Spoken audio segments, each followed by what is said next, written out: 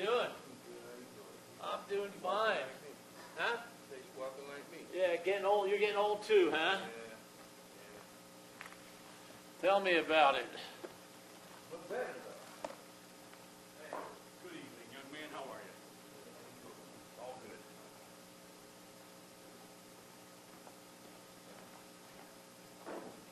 You think by now everybody knows this stuff already? I don't have to put my name on it. Yeah, maybe you put my name on there.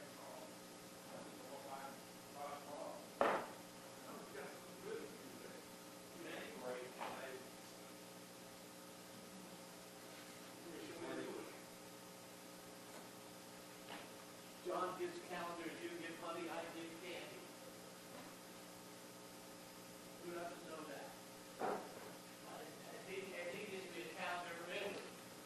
Who doesn't know that? You don't want to stop. No, I love Italy. Actually, that looks like, this looks like Cinque Terre.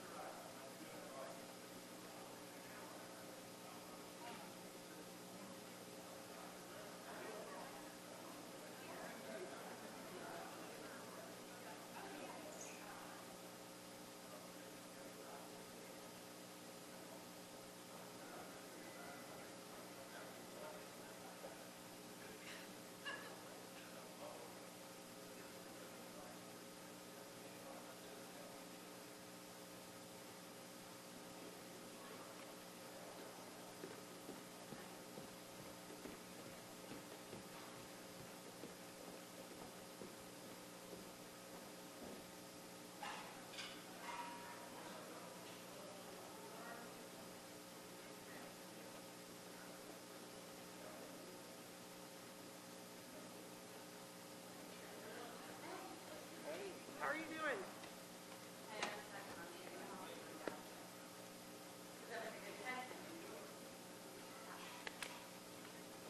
That's not one of mine. I don't think you do either. No. I like to remind each of you just in case. Yeah, just in case you've crossed that spending limit, but if you haven't spent, if nothing's changed since your last one, there's no.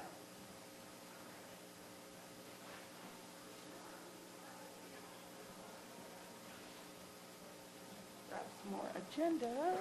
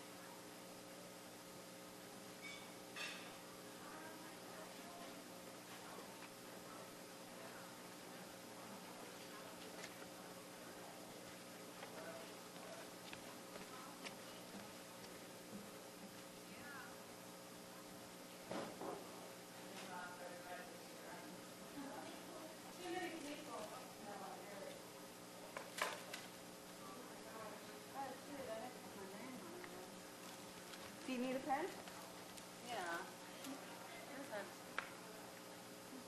Be right back. Okay, I think I only have blue. Alright, and they're ballpoint. I'm sorry. Yeah.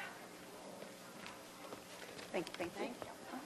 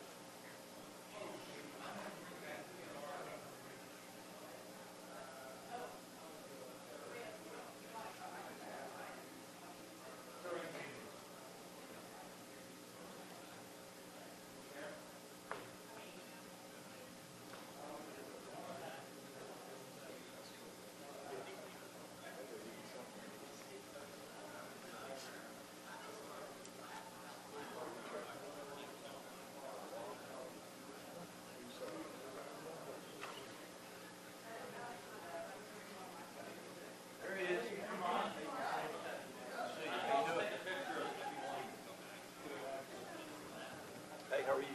What's up, Dan? Andrew? How are you? You know? Bad shape. Car wreck Friday, about lunchtime. He lives in North Cody County. He's retired 3 times. 71 driving home. I see he's going about 30 miles an hour, 45 miles. Back. Car in front of him turns. He goes around. The guy thought it was some sort of road rage. He had no idea why. The guy passes him on WO line. Runs him off the road. Hit a culvert in the driveway. Flipped him in over the broke his back 2 places. Broke his chest bone. Got a concussion. Got like counting 57 stitches all over his body. He was in a coma the first 2 days. Great. So you're still there? Still there. In my ICU today. The IOU, which is the area right outside ICU. Obviously, not structured. I mean, that's the best place with the trauma when it's something. They've been unbelievable. Does he have family? Me. Well, yeah. And well, he hadn't been long remarried. His wife died about 3 years ago. Does he have kids? No, he had children. So is that what you were doing all weekend? That's it. I spent the night, spent the last Well, night. I called Edith about Jan Lankowski. You know about that, right? Oh, I heard somebody come in the building. The DJ, he's arguing with his wife. I didn't know that. Yeah, no, that's how I didn't even know his wife. Well, I knew. When somebody said he was the DJ, I knew who that was. He's a crazy guy. But I didn't know that it was Danny. I had no idea. I didn't know about that. And he also he got very involved with the Savannah Bananas. Oh, really? I think he was doing a lot of DJing with that. Yeah, he was doing a lot with that. And his Facebook presence was hysterical. It's a funny. Oh yeah. Let me go get something to eat. It's really good. What? It's really good. I thought you would appreciate it. Actually, it's suave enough. It's uniform and stuff. It always is And like, it's festive. you go to parties and that. That's right, you and could. it still look official.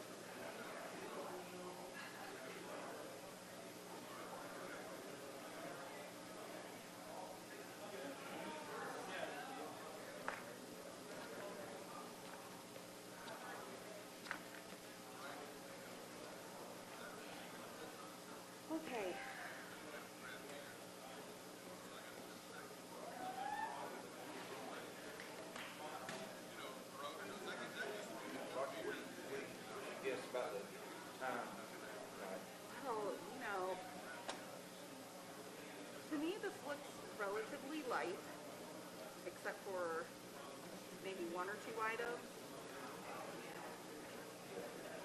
I'm gonna say 8:15.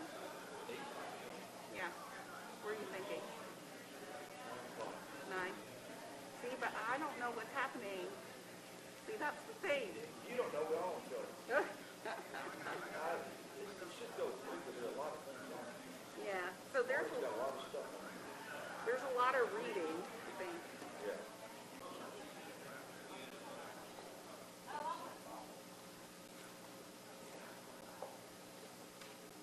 Hello. Caroline. There it is. Hey, John. Oh my God, that was it good? You don't want it? I haven't had it. I always eat afterwards. You eat this? Uh-huh. After? How do you do that? Oh, there's a to-go plate and like a little, I just get one of those before every meeting.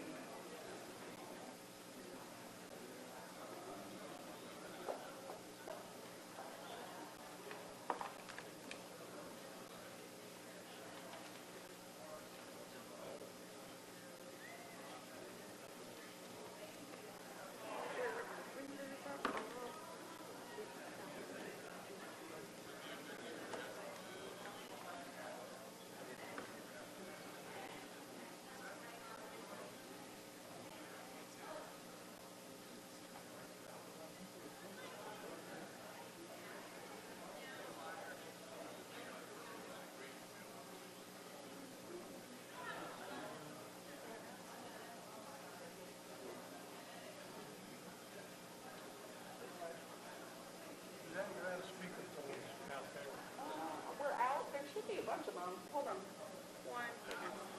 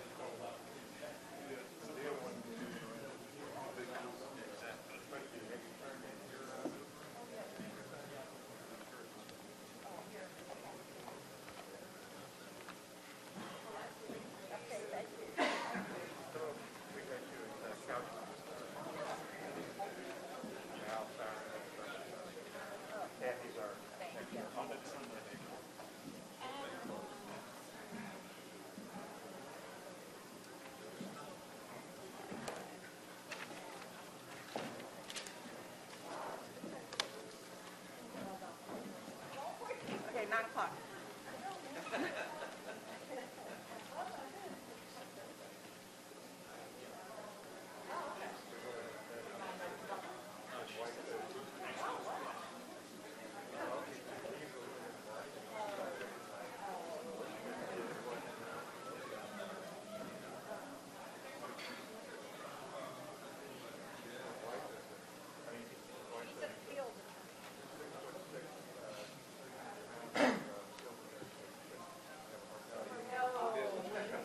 Right away.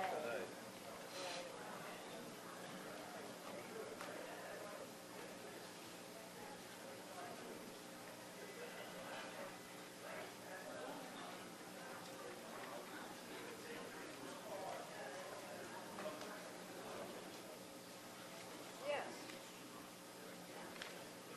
Oh, yeah.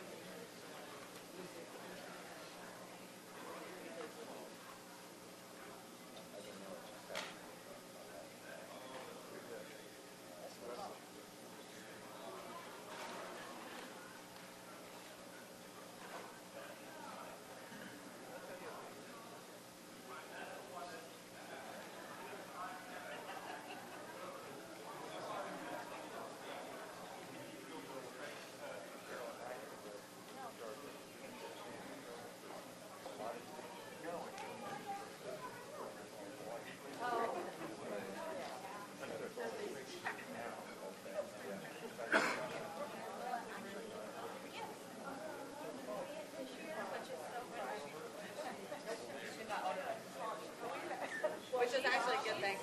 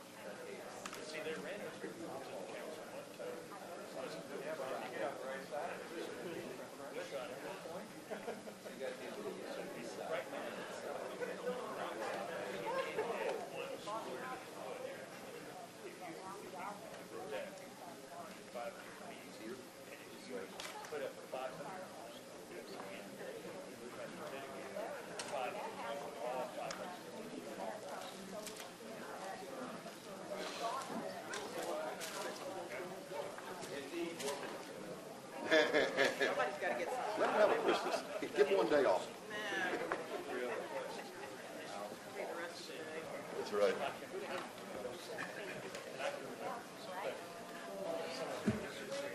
lot better than some of the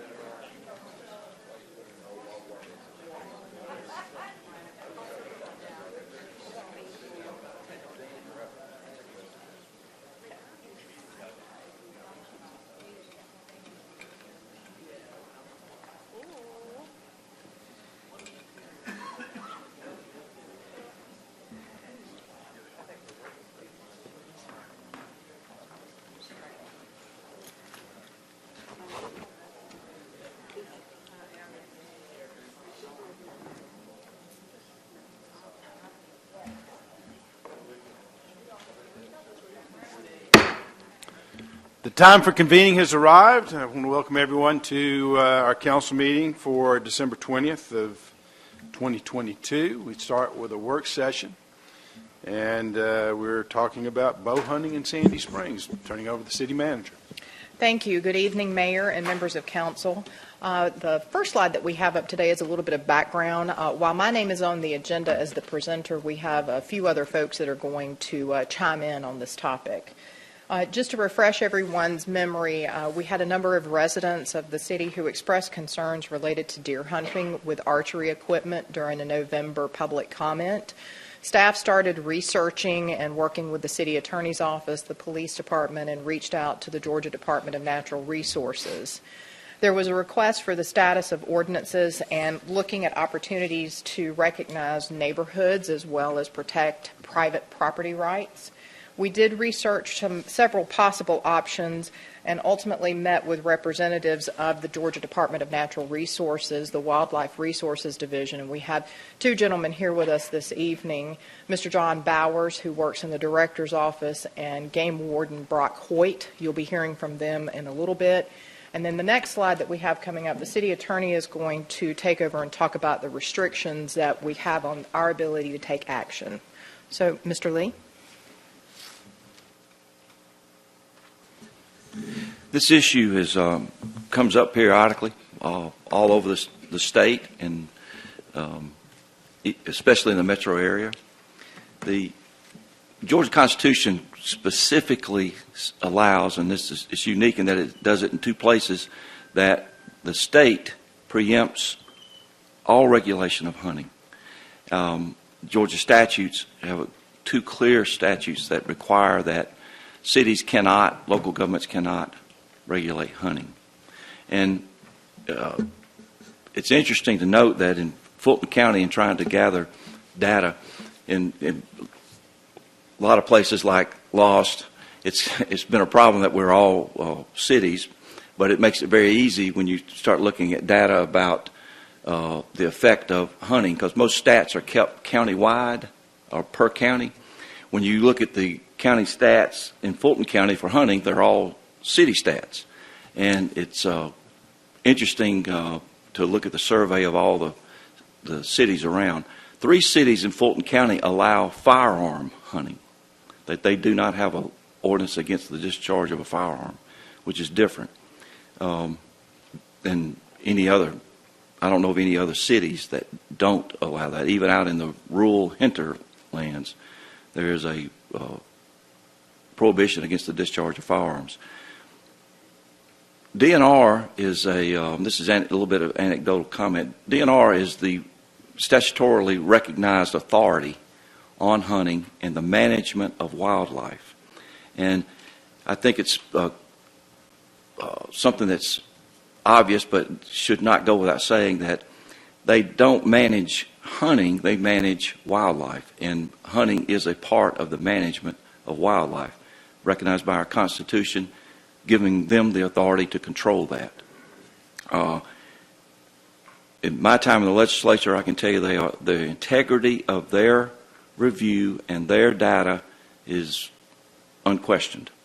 And that falls right in line with the National Wildlife Service, who does exactly the same thing. And you're going to hear from them in just a minute.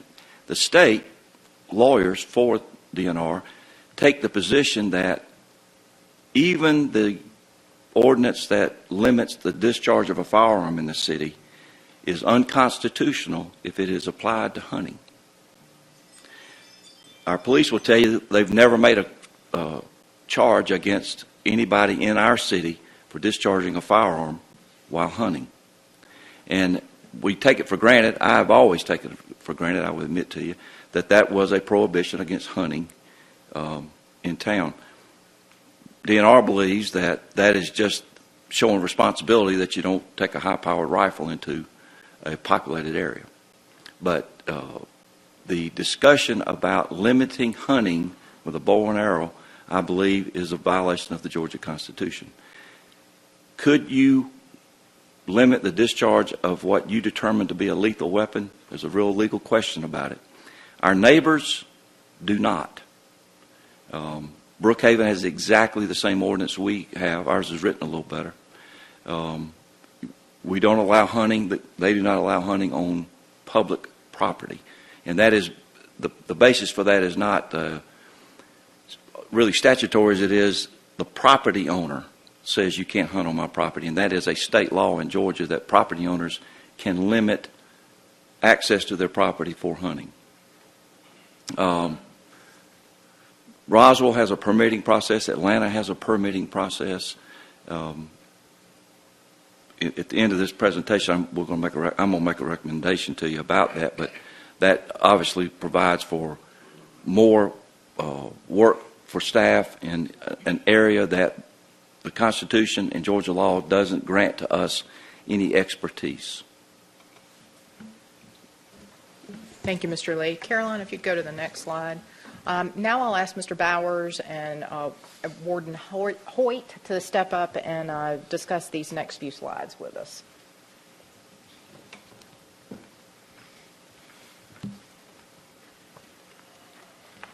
Welcome, gentlemen. Thanks for being here. Thank you, Mr. Mayor and members of City Council. I am John Bowers, career wildlife biologist with the Georgia Department of Natural Resources Wildlife Resources Division, and currently working in the Wildlife Resources Division Director's Office as a Special Projects Manager. Relative to hunting in Georgia, most hunters are required by law to pass and complete and pass a hunter education course before they are eligible to buy a license. That course includes basic firearm safety, responsibility, ethics, hunting laws and regulations, as well as some surface wildlife biology and management information. Relative to deer season, I generally like to describe that Georgia has a single deer season that opens the second Saturday in September, and it runs through the second Sunday in January. However, that deer season is broken up into three segments. The first part of the season is archery only season. Then there's a 1 week muzzle loader or primitive weapons season, and then there's a firearm season. With respect to the deer season, in 2005, the General Assembly amended the statutory deer season frameworks to provide for an extended archery season in the metropolitan counties to help further reduce the growing deer population and the problems, challenges associated with that. In these counties, archery hunting for deer may continue from the second Sunday in January through January 31st. There are a variety of regulations relative to hunting. They include bag limit restrictions. Currently, bag limit is 10 antlerless deer, or what a lot of folks will refer to as does, the female portion of the herd, and 2 antlered deer, which are antlered deer referred to as bucks. They are required by law to report that deer within 24 hours to Georgia Game Check. And I do have, if you're interested at some point, I do have the current stats on that for Fulton County as well as the previous few years. Next slide. So if hunting were to be prohibited and cease to exist, Deer are highly reproductive. Maybe not quite to the level of feral pigs or rabbits, but they can certainly hold their own. Under good conditions, an adult doe, and I would say particularly in metro area, there's a lot of good vegetation to eat. It's because most people actually plant it in their yard and fertilizing and all that. They will have twins, and in many cases can have triplets every year. In the urban environment, you would expect to see increase in landscape damage, deer vehicle collisions, those probably being those are the two things we hear most complaints about. There are other issues that would be of concern that involve a handful of what we call zoonotic diseases that can be transmitted from wildlife or animals to humans. With relative to deer, the most, I guess, one of notoriety is Lyme disease. It's been very problematic up in the upper New England, mid-Atlantic states, but we're not exempt from it down here either. In fact, I think I looked recently. Let's see if I can find here it is. Since 2001, there have been 20 cases of Lyme disease in Fulton County reported to the CDC, making Fulton County second only to Cobb County in total reported cases in Georgia. And I do know from looking at topographical maps and satellite imagery for Cobb County, while some people kind of refer to Cobb County as maybe being somewhat, like wooded, somewhat undeveloped, it's not. It's very highly developed, and they just basically everything is developed into a forested habitat. So deer are going to be abundant, and there are going to be a lot of deer-human interactions in that area. Starvation is a concern, but I don't think that people would allow it to get to that point before they would call for action. I don't know if many of you remember back probably a decade or more ago now, dozen years, Red Top Mountain State Park and the need to hunt deer on there. Those deer were on the verge of reaching that level. When we took samples to look at that, we were looking at parasite counts, fat indices on the deer, and looking at stomach contents. During this time of the year, the deer on Red Top Mountain were basically surviving off of dead leaves, the leaves that trees had already dropped, which have basically very little to no nutritional content, and they were also surviving off marshmallows and other stuff that were being handed out by people driving through the park.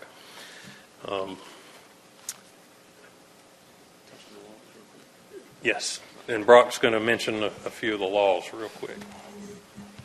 Thank you again for having us here. Just as it pertains to Sandy Springs laws and regulations that are reflective for the state upon the Sandy Springs, the biggest questions I get are property questions and firearm questions. So to hunt deer in Sandy Springs and in North Fulton County, the only permitted weapon is archery equipment. So longbow, recurve bow, crossbow. Firearms are not permitted. And then the biggest question I get is property question. So if Ms. Smith owns 2 acres here in Sandy Springs, can she hunt it? Per state law, she can, and she can permit someone to hunt her property as well, to bow hunt for deer, and that's totally up to the landowner. And from the state, we respect that. When I come into play is a situation that involves a trespass, whether that's trespassing on property owned per the city, law enforce that all day long, or trespassing on a landowner that doesn't want hunting on their property. That's hunting without permission. That's State Code 2731. That's my biggest problem usually in the metro area. We get about 50 or so cases of that a year. But those are all handled accordingly. And really, I want to make a point too. Most of the guys that are out there are doing it the correct way. Just like any part of the world, there's always that bottom 10% that seem to be ruining it for the rest of the people. But that's really my 2 biggest issues is the firearms and the property questions as well. I've heard here as well, if someone comes knocking on my door about hunting, the landowner has every right to deny that person access to their property or to hunt on their property, and that's solely up to them. and the state will reflect that and enforce that if they don't want that person there. Let's see, what else? Retrieving of a deer or two, that's the other big question. If someone is lawfully hunting legally on a piece of property that they're allowed to be on, the whole hunt, per the definition of hunting in state law, includes the retrieval of a deer. So if a deer runs onto a neighboring property, that person will need to ask you permission to retrieve that deer as well. They can't just go wandering about. That's kind of some of the main problems that I face. And if anyone has any questions on that later on, just feel free to ask.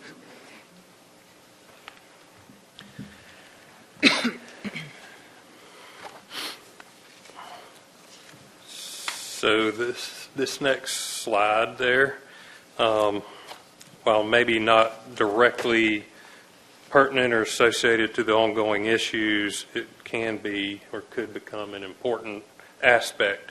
So many people are unfamiliar with how wildlife conservation and management is funded, not just in Georgia, but in the United States as a whole. And it's known as the Wildlife Restoration Act. So, when European settlers and others began coming to this country, they were obviously coming from a country where the king and the royalty owned all the wildlife, and they didn't have this opportunity, even though the common folks back then over in England and France, Germany would still poach on those royal lands. And so they come to this country and are just amazed at an abundance of wildlife that we had. Well, there were no rules, there were no seasons, there wasn't even a profession for wildlife conservation or biology or science. And so they pretty much just did what they wanted to, and that went on for a little over 100 years, 100-something years, until around the late 1800s.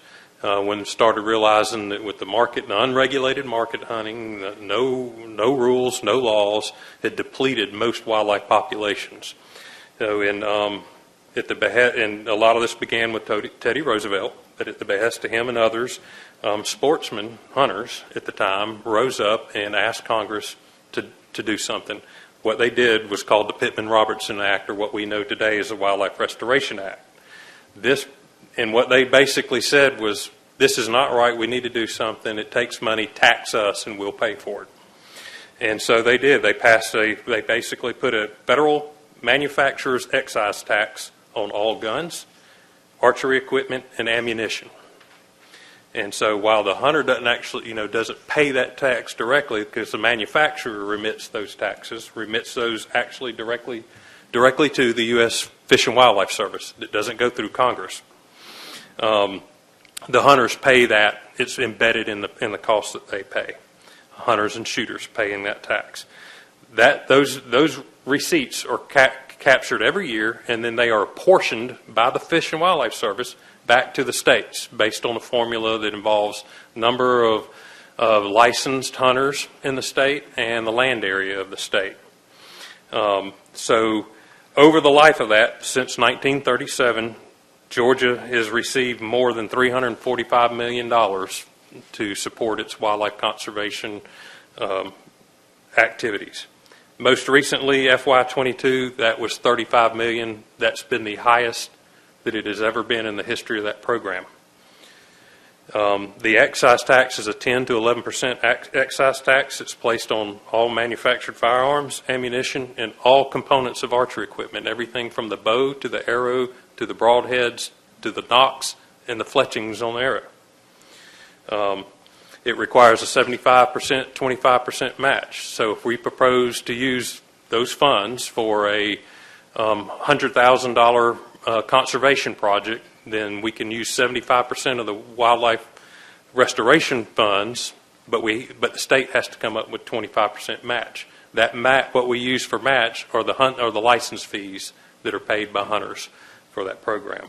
So obviously, anything that ultimately reduces the number of firearms, the number of archery equipment, or the amount of ammunition sold or purchased is going to wildlife conservation, not just in Georgia, but across the United States as a whole, is directly tied to that. So whatever happens on that end is what happens to the funding. So the next slide, and gentlemen, if y'all will stay right there because this is the last slide in case there are questions. We worked with PD and Public Works and asked them to pull for us some statistics on the number of traffic accidents involving a deer. What you see there are the numbers going back to 2019. That number has stayed pretty constant at around 30 per year. That should not be construed to be all of the collisions that could have happened with a deer, because there may be others that happen where Chatcom and police were not called, but we don't have data on that number. And the last section that you see there is deer removals that have had to occur by our Public Works, our streets team, where the deer maybe was involved in a car crash and ended up dying, and we had to remove it. That number it has increased dramatically over 2021, up to 94 year to date through December 7th. So we're happy to answer any other questions. We also have Chief DeSimone here if you all have any questions from the police perspective. Let me ask this question. And you talked about the individual property rights, and the individual homeowner can make the decision whether somebody can hunt on their property. And we have a lot of streams through here where people can walk through the streams, and they're crossing a large number of parcels. How do I make sure that hunters are aware that my property is off limits? I mean, what is there a process to make sure that hunters are informed not to enter my property for the purpose of hunting? From the hunter education standpoint, which people are required to obtain after 16 and older, we do talk about the property rights and the element of trespass in that course. But per state law, all property in Georgia is considered posted. So hypothetically, if someone's just wandering the woods, crossing various property parcel lines, they are violating state law in a criminal trespass aspect. And then obviously, if they have the elements to hunt, then it's a violation of the hunting without permission, the Fish and Game statute as well. So under state law, it's automatically assumed that the property is posted, not usable for hunting, unless the property owner gives you explicit, verbal, and/or written permission? Yes, Mayor, that is correct. Verbal, or you can, I always tell everybody in the metro area, just because, there's kind of opposite sides of the spectrum, have something in writing per the landowner, signed and date. That way it's kind of an agreement between the hunter and that landowner. And if I were to come up and check them in the woods or whatever the situation may be, they have some sort of proof, to show me that they're legitimately allowed to be there. So. If this body were to decide to regulate the use of archery equipment, well, that's good to know. And to regulate archery equipment in some way, would it be assumed that if we regulate archery in a way to prohibit the use of archery equipment, then that would be automatically in violation of state law? Or is that something that you think we would be permissible to do as long as we don't explicitly ban them for the use of hunting? I know you're not lawyers, but I'm... So you're working on the gray area there. I see what you're getting at. But the perspective I would say to that is there's other cities in Fulton County that have discharge of a weapon permit that requires a hunter, even for archery equipment, to go to City Hall and say, hey, I'll be hunting on this parcel of property, and pay whatever, restitution to the city in terms of being able to use a bow within city limits to hunt. Right. I guess my question is maybe trying to backdoor a regulation that would have an impact on hunting through indirect means rather than direct means. I mean, how would the department react to that, I guess, is my question. All right. Well, and I think Mr. Lee touched on this, but per Georgia statutory law, OCGA Section 2713, subparagraph H, and I'm not going to read the whole thing because I think it's a pretty long paragraph and it's like 2 sentences, so they're long sentences, so I'm paraphrasing, but this is the gist. No political subdivision of the state may regulate hunting, trapping, or fishing by local ordinance except when exercising its management rights over real property owned or leased by it. The authority to regulate hunting, fishing, and trapping rests solely with the Board of Natural Resources. So, if a political subdivision were to creatively develop an ordinance that prohibits the discharge of archery equipment, but doesn't mention hunting, but the effect of that is that it then prohibits hunting, I believe the argument would be it's unconstitutional, invalid, and unenforceable. Okay. All right, anybody else questions? Yep. Ms. Rochelle. I have 2 questions. Yes, ma'am. One is, you said that people have to report whether within 24 hours that they've killed a bow, a buck. How many have been reported in Sandy Springs? Because I know we have 94 that we remove, but how many? I'm just trying to figure out if we have this huge problem, or if there's a lot of bow hunters actually out there. Okay. So we don't, our data set doesn't go down to the city level because what is it, I can't remember, is it 580, 580? I mean, a lot of cities in the state of Georgia. So we go down to, thank you, Mayor, we go down to the county level. So in Fulton County, thus far this year, and I pulled these numbers, I believe it was Thursday of last week, so they were good through Thursday. By now, they've probably increased just a little bit. There have been 1,136 deer reported killed in Fulton County. Of that number, 537 were bucks, or male deer, 599 were female. Going back over the last previous 3 years, 2021, that was 1,670. 2020 was 1,996. 2019 was 1,977. Across those years, it averages out to 1,695. Of those, 805 being males, 890 being females. John, is that just with a bow? Is that just with a bow, not a firearm? No, that's total kill. So that would, that does include some of the deer that would be harvested in Fulton County. So if you're in Fulton County, Highway 92, South of Highway 92. yeah, south of Highway 92, you can hunt with firearms, muzzleloader, archery equipment. North of there, it's archery only. And Sam,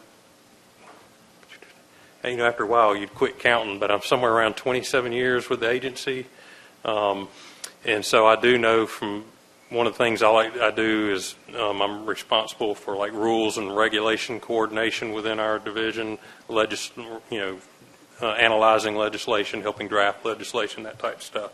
So if you go back prior to somewhere I want to say it was in the mid to late 70s. There was firearm hunting all across Fulton County, all across what we now know as the metro area. In the late 70s, the DNR board passed a rule that prohibited firearm hunting in a portion of Fulton, Clayton, DeKalb, kind of those core metro areas. But archery hunting was still allowed. So archery hunting has been going on across this landscape, regardless of whether you've seen it or not, for over 40 years, and at this point, over 50 years, or close to 50 years. And a lot of, there are millions of people in the metro area. Some probably know, some don't. They just go about their daily life, and they're completely unaware that's going on. But it's nothing new. This hunting has been going on. What's probably new is, some folks last season, had an interaction with a hunter, and now, oh my God, they're aware. I mean, I get calls like that all the time. I wasn't aware this was been going on. Oh yeah, it's really, from an agency standpoint, it's really nothing new. They've been archery hunting in this area for over 50 years. And I'll add with that we do have a hunting incident database, and that data, we have no records in that database of any non-hunting member of the public. Any incident involving an archery hunter and any non-hunting member of the public.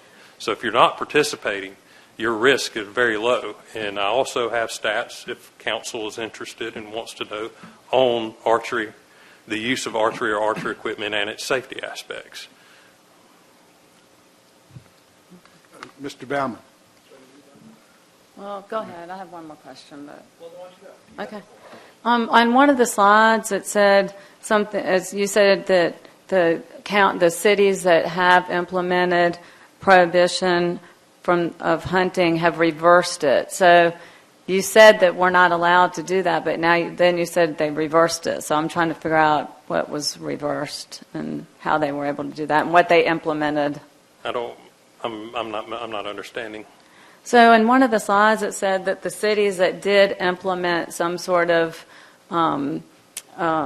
regulation against bow hunting, I thought that's what it said. And then you said that the ones that did reversed it because they realized they had a big deer problem. So I'm trying to figure out what they did implement. All right, I have provided information on a couple of different aspects, and to me, this seems like there's been kind of a mix. So, like within the state of Georgia, I guess going back to about 2003, 2004, shortly after I got the headquarters office, we started having, whether it was a firearms ordinance that was popping up in a county or a city, or was dealing with archery and getting involved in our agency, becoming aware of that, sending a letter much like the letter that was sent here, and then getting involved. After talking through the options, informing them that you don't have the authority to do this, most have determined that it turned out not to be not to be a long-term big problem, and chose not to do anything. A few, like one of the earliest ones I remember was Newton County had some issues. We're revisiting their firearms ordinance, and we worked very closely with them to develop an ordinance that ultimately that they agreed help them meet their concerns while also addressing our concerns. We worked with Roswell. I think that one may have been in 2005 or a little bit after that. When they were going, they proposed they were going to prohibit bow hunting. We sent letters. We actually had to send several letters to Roswell. Ultimately, sat down and we worked through that. They have bow hunting is not prohibited in Roswell. Discharge of a bow, a BB gun, or air rifle, or slingshot is not prohibited in Roswell. You just have to go to the city administrator or their designee and get the permit. Brookwood, I think that came up as one being mentioned or maybe out of context alluded to that they've prohibited hunting. No, they haven't. Their ordinance is a lawful ordinance in that it prohibits hunting on property owned or operated by the city of Brookwood, which is completely in alignment with statutory law. Mr. Brown. Thank you. Well, first of all, thank you very much. Very informative. Dan, did you alluded to having something you were going to recommend? Is that coming still, or? It's covered in an email. I don't know if you want to jump on this now. Okay, well, let me. Mr. Bauman's interested in it. We'll talk about it. Based on the data, and especially the data referenced about the hunter safety data, my recommendation is that you not take any action to curtail the wildlife management that goes on by DNR for that reason and the prohibition from the Constitution and the statutes of Georgia. Okay.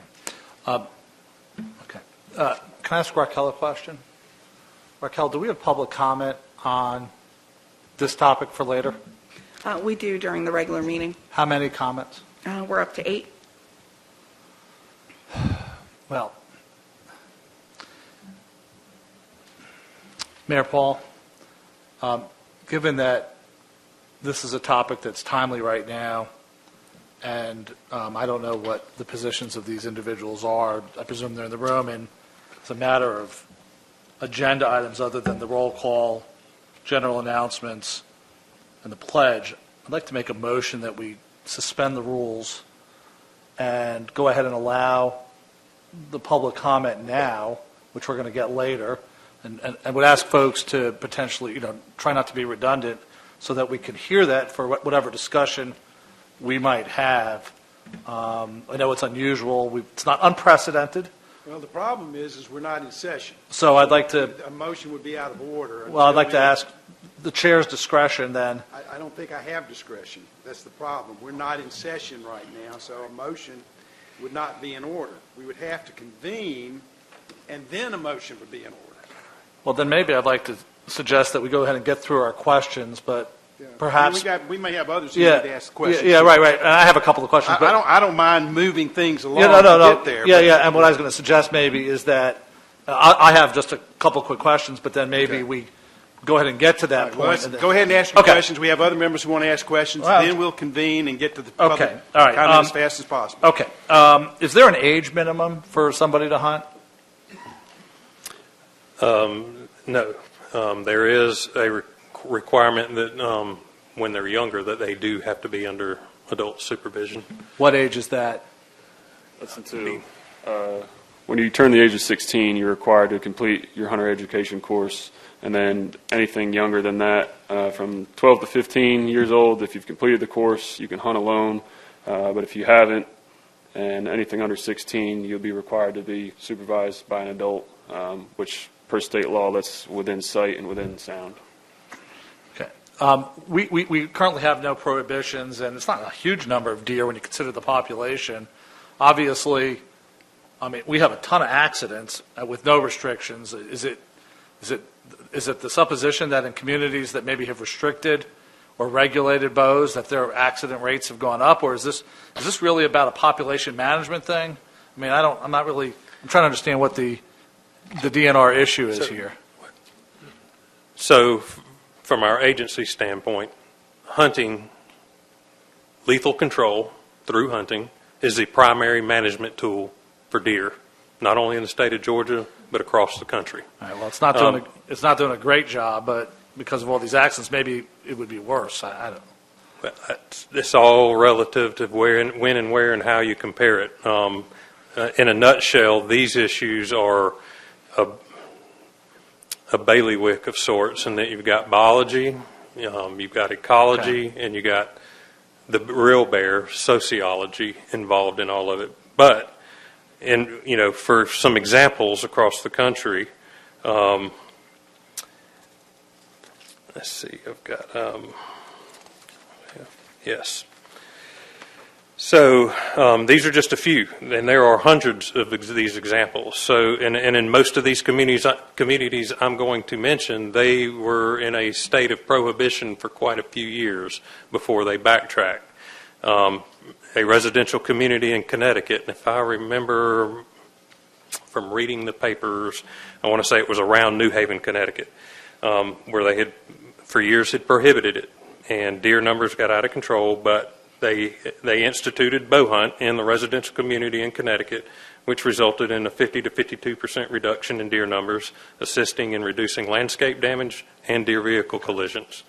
And the actual study provides tables and data and all the numbers, Okay, but that's the take home. I appreciate that. Let me ask two other things. We have a letter from Ted Will. I guess he's the director of DNR? Correct. Okay. And in it, he said, DNR has worked directly with other local governments across the state in developing solutions that mutually address concerns of each. My sense, the concern is twofold.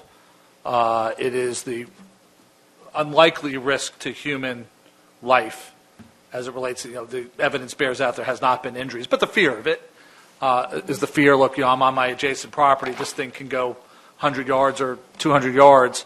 And then the situation that you described earlier where a buck is shot and then ends up, in an urban, suburban setting, ends up on somebody else's property, and they have to deal with the decay, and, they're responsible for it, and how do they do? So what solutions, because we need to be, there's definitely competing interests here, what are the solutions that have been developed that mutually address those concerns?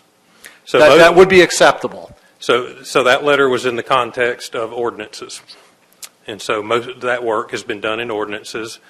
We do have an urban wildlife program, and we have a manager and staff within that program that do, upon invitation, come out to either homeowners associations, communities, They have gone and spoken with cities and with counties in the metro area to basic, and these things are longer meetings and discussions because they go through a whole gamut of what you can do and how to address the different, whether it's landscape damage, deer vehicle collisions. But is there an ordinance, I'm referring to ordinances, is there an ordinance that is acceptable to DNR, or is it, hey, look, we've got the rules in place, you get your license, you get your training, and the risks are low and the benefits outweigh the risks? We generally defer to the statute and our regulations, the board's regulations for hunting. We don't have like a model ordinance for this type thing because each county and each city is different and unique, so it's kind of a case by case. They alluded to Ted alluded to a solution that I'm just not hearing one right now. Okay. I understand it was vague. Relative to archery, nationwide data show that archery is one of the safest activities. Skateboarding has injury rates 22 times higher than archery's injury rate. Basketball and football have injury rates 12 to 13 times higher. I appreciate that. I really do. I yield. All right. Ms. Mueller. So how many licenses are issued for bow hunting in Fulton County? So we don't have it's just a hunting license. Okay. I could pull that data, or Brock could pull that data, but I can't do it right now, and I could get that back to you. Okay, just curious about that. And then I think that Brookhaven defines a bow as a weapon, and they state in their ordinance that you cannot discharge a weapon within city limits. I did not see that one. I did see the one that had that kind of vague definition, and then it talked specifically to their parks. Section 18-14, discharge of a weapon. So I don't know, because I think you mentioned Brookhaven before, and that they don't prohibit hunting, although technically they define that as a bow as a weapon, and you can't discharge it within the city limits. Yeah, and I don't know whether or not they've written any, if that's what it says, I don't know whether they've written any citations, but based on statutory law and then its extension to the constitutional right to hunt, it would, if it was challenged, it would probably very likely be ruled invalid and unconstitutional. Okay. Thank you. Anybody else? Dr. Kelly. Couple of questions. To what extent is a user of a bow required to be proficient or to demonstrate proficiency? We don't have any proficiency tests that the department administers. All right. But they are required to complete the hunter education course. Okay. The area we're in, I guess Fulton County, can you tell us where we are in terms of like carrying capacity? I mean, I know there's a level of like deer population where it becomes dangerous and unsustainable. Where are we with respect to that level in this section? So there's not any one number, because you've got a biological carrying capacity. And I'm sorry, apologize in advance, this is going to get a little technical, but there's a biological carrying capacity, which would be the level at which the deer themselves are being impacted, the biology, the physiology of the deer. That's going to be a pretty high level. I think in an urban environment, most societal concerns, toleration, are not going to they're going to start complaining before it ever got to that point. There's also an ecological carrying capacity. It'd be a little bit lower. So this is a point where deer reach a density where they're beginning to, they're herbivores, so they're beginning to impact the understory. When you've probably heard, you start to see a browse line develop in trees. So basically, below roughly 3 or 4 feet, trees are kind of denuded bushes.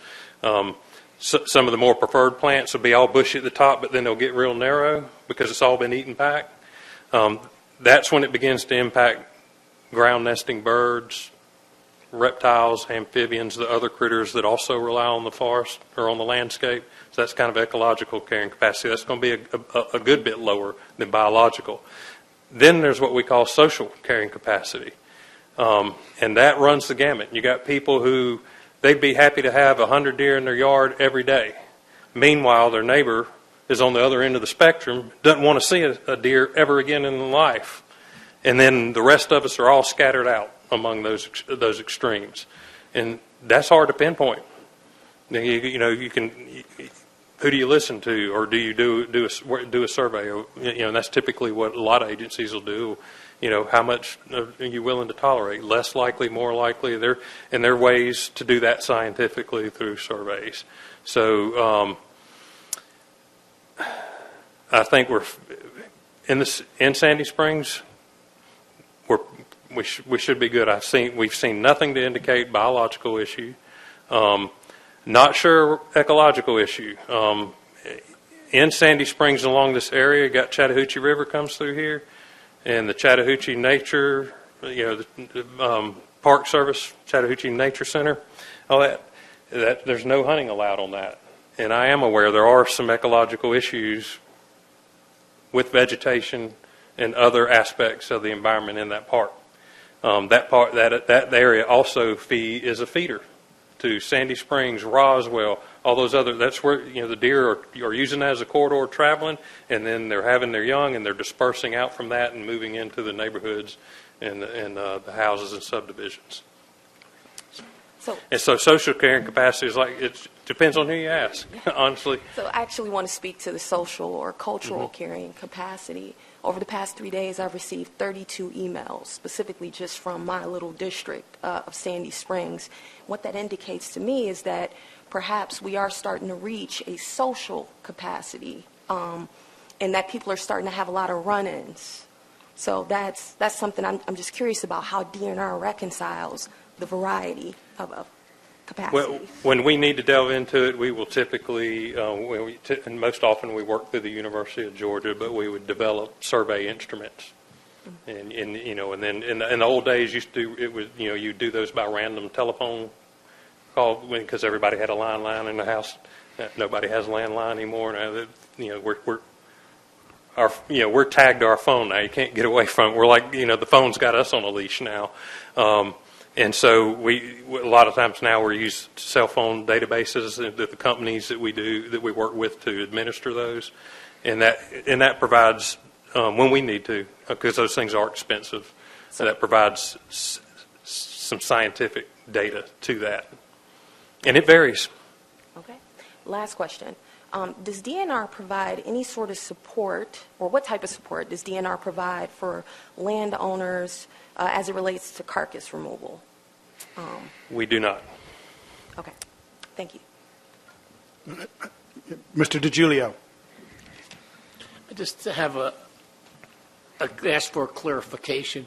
You mentioned earlier that there are no reported accidents from bow hunting was that in Sandy Springs, was that in Fulton County, or was that in the state of Georgia? So that's the state of Georgia. We call it the Georgia Hunting Incident Database, and so and most of those are generally firearms related, and the number one accident is hunters falling out of their tree stand, Right. typically because they chose not to wear their safety harness. That is number one across the board. But within that database, there has not been a bow hunting incident that involved a person who was not hunting. Is that typical around the country, or is that just unusual for Georgia? That's very typical around the country. Very typical. And how far back does that? I mean, it just seems like, people are complaining about bow hunters saying, they're coming near these arrows are coming near my house, and I'm just wondering about. I'm not one to tell somebody they didn't see what they said they saw, but I remember, I think Dunwoody, was it last year or year, there was a person that had, a couple arrows stuck in their house, and said the arrows were basically horizontal to the ground. Bow hunters are not hunting from the ground, they're hunting from an elevated position in a tree, so their shots are 45, 60, 45, 30 degree angles. That goes through that deer. It's going into the ground. It's not going to stick into a house. I also, of course, having been an adolescent boy teenager, my guess in those situations where there's arrows stuck in the side of the house or in a car. It's unruly teenagers, based on my own experience, most likely boys, doing things that they shouldn't be doing and being irresponsible. It really across the board. I mean, from state to state, when you ask, it's like, no, we never have any of those incidents. The shots that most bow hunters are taking are typically 40 yards or less, and most of them are going to be in the 20 to 30 yard range at an angle. They can clearly see their target. So I can't say where these stray arrows or this or that may be coming from, but based on what I know from my own experience and as an archery hunter, it is highly unlikely, almost improbable that it's from an archery hunter. From Melody's question on there about a deer, you hitting a deer, and the deer wanders off because it's not a fatal. You knock on that door and say, the deer just came onto your property, I shot him, can I remove him? Do you have that ability? Yes, that would be a responsible and a duty that hunter has to retrieve that deer. We do have a law. It's generally referred to as a wanton waste law, where you have to make every effort to retrieve the animal that you killed. And so even if it goes onto somebody else's property, well, I've got to stop where, at the line where I have permission, and I've got to find that property owner, and I've got to ask for permission to go over there and get it. Obviously, in an urban environment, you've got a deer that's laying dead in the backyard. You can certainly say no, but then you've got to deal with the deer and the waste. Where if you want the deer gone, I think the reasonable thing would be like, well, come on, I'll watch you, and you get your deer and go on and get out of here and take it, and that way the deer gets used. Okay. Thank you. And what happens with the deer that are hit by vehicles? They typically go to a landfill. A landfill?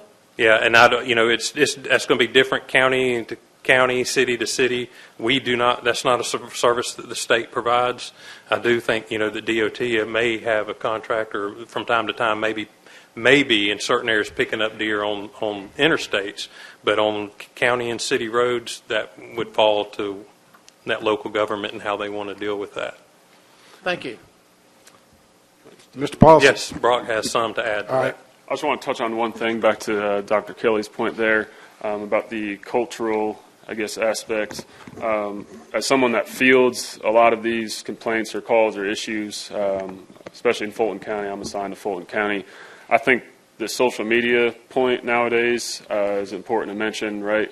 You have one issue and it becomes 30-fold because, we're sharing this on Facebook, we're sharing this on Twitter, we're sharing this on email, we're sharing this in our neighbor's group chat. I think maybe those 32 emails that you receive, it could possibly be someone referring to the same incident as well. Mr. Paulson. Thank you, Mayor. Gentlemen, thank you very much. My confidence in your ability to manage this goes up after listening to you talk about this, so I think that's fantastic. I have a couple quick questions, though. There are 50 trespass cases a year, you said, in Fulton County?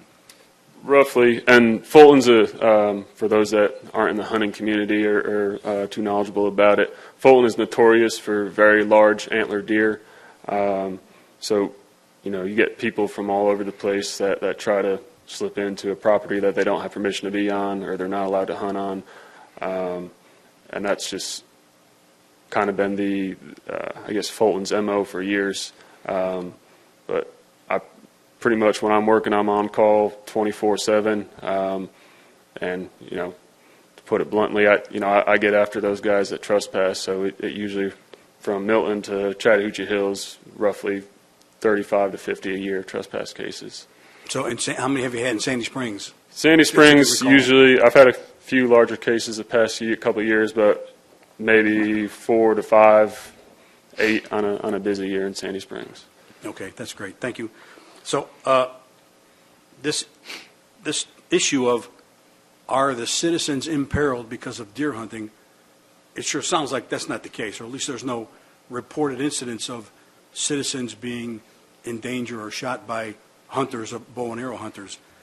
I got to tell you, in high school in Chicago, the track team ran around the oval, and then the girls practiced archery in the middle of the oval, and we once had an incident where one of the archers shot an arrow and actually shot a runner in the leg who was on the track going around. That's a way to get you to run faster. I agree with you.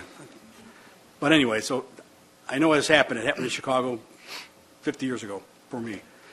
One of the things we haven't talked enough about today is there's a cruelty going on here that just starts to bother me as I look at these stats. We're losing 2 deer. There are 2 deer being removed a week in Sandy Springs. So you said there's not a problem with deer wasting away or anything like that, but do we have too many deer that we now are having 2 dying a week in Sandy Springs? And that's the deer removal within the city right away, 94 so far this year. Is this, now that's kind of the other side of the coin, is there consideration to revving this up a little bit so that we don't have as many dying on the roads or being hit by cars? That's a tough one to deal with. I mean, you've got a lot of the land, small parcels, individual owners, privately owned properties, very small parcels. Some people absolutely abhor and oppose hunting.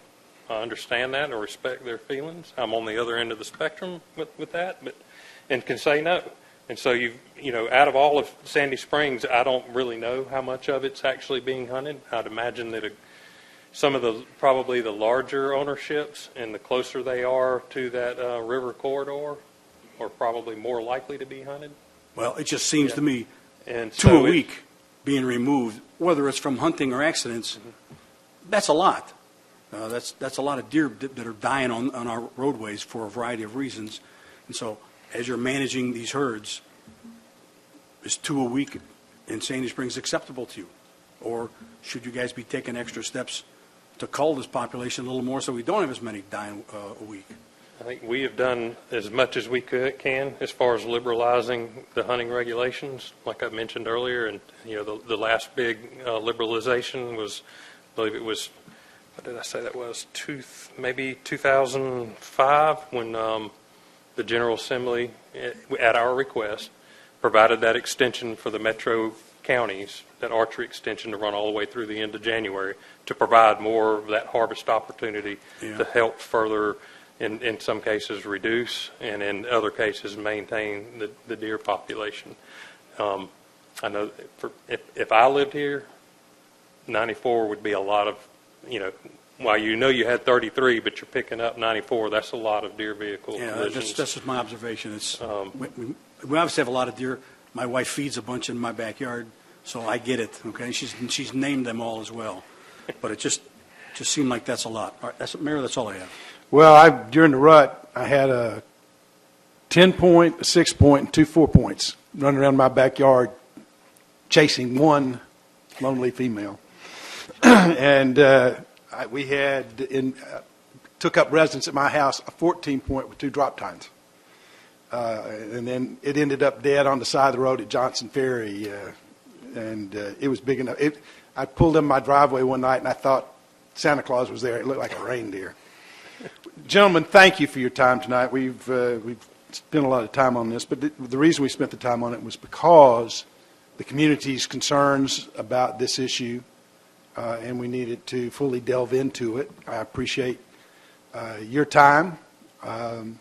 We did receive the letter, as you've seen, and so we'll take it from there. But thank you very much for your time. Thank you. If you have anything further after this, you know how to get it. All right. Thank you, sir. Appreciate it. You're welcome. All right. That closes the work session. Let me get over to the right page here. I'd like to call this meeting of the Sandy Springs City Council to order for Tuesday, December 20th, 2022. Will the city clerk please make the announcements and call the roll? Good evening, Mayor and Council. First, I'd like to remind those in attendance to please silence all cell phones and other electronic devices. Individuals who would like to provide public comment at a council meeting are required to complete and submit a public comment card in advance of the meeting. Public comment cards are available online and at the chamber entrance. Those providing public comment may be allotted up to 3 minutes to speak on their single chosen topic. As I call roll, please confirm your attendance. Mayor Rusty Paul. Present. Councilmember John Paulson. Councilmember Melody Kelly, Councilmember Melissa Mueller, Councilmember Jody Rochelle, Councilmember Tiffy DeGiulio, Councilmember Andy Bauman. Please join me in the Pledge of Allegiance. I pledge allegiance to the flag of the United States of America and to the republic for which it stands, one nation, under God, indivisible, with liberty and justice for all. Madam Clerk, have we received any public comment cards? Yes, we've received several this evening. First, we have John Zamer, who will be followed by Meredith Powers. Whoever's called first and then second, if you'll just come on up and be ready.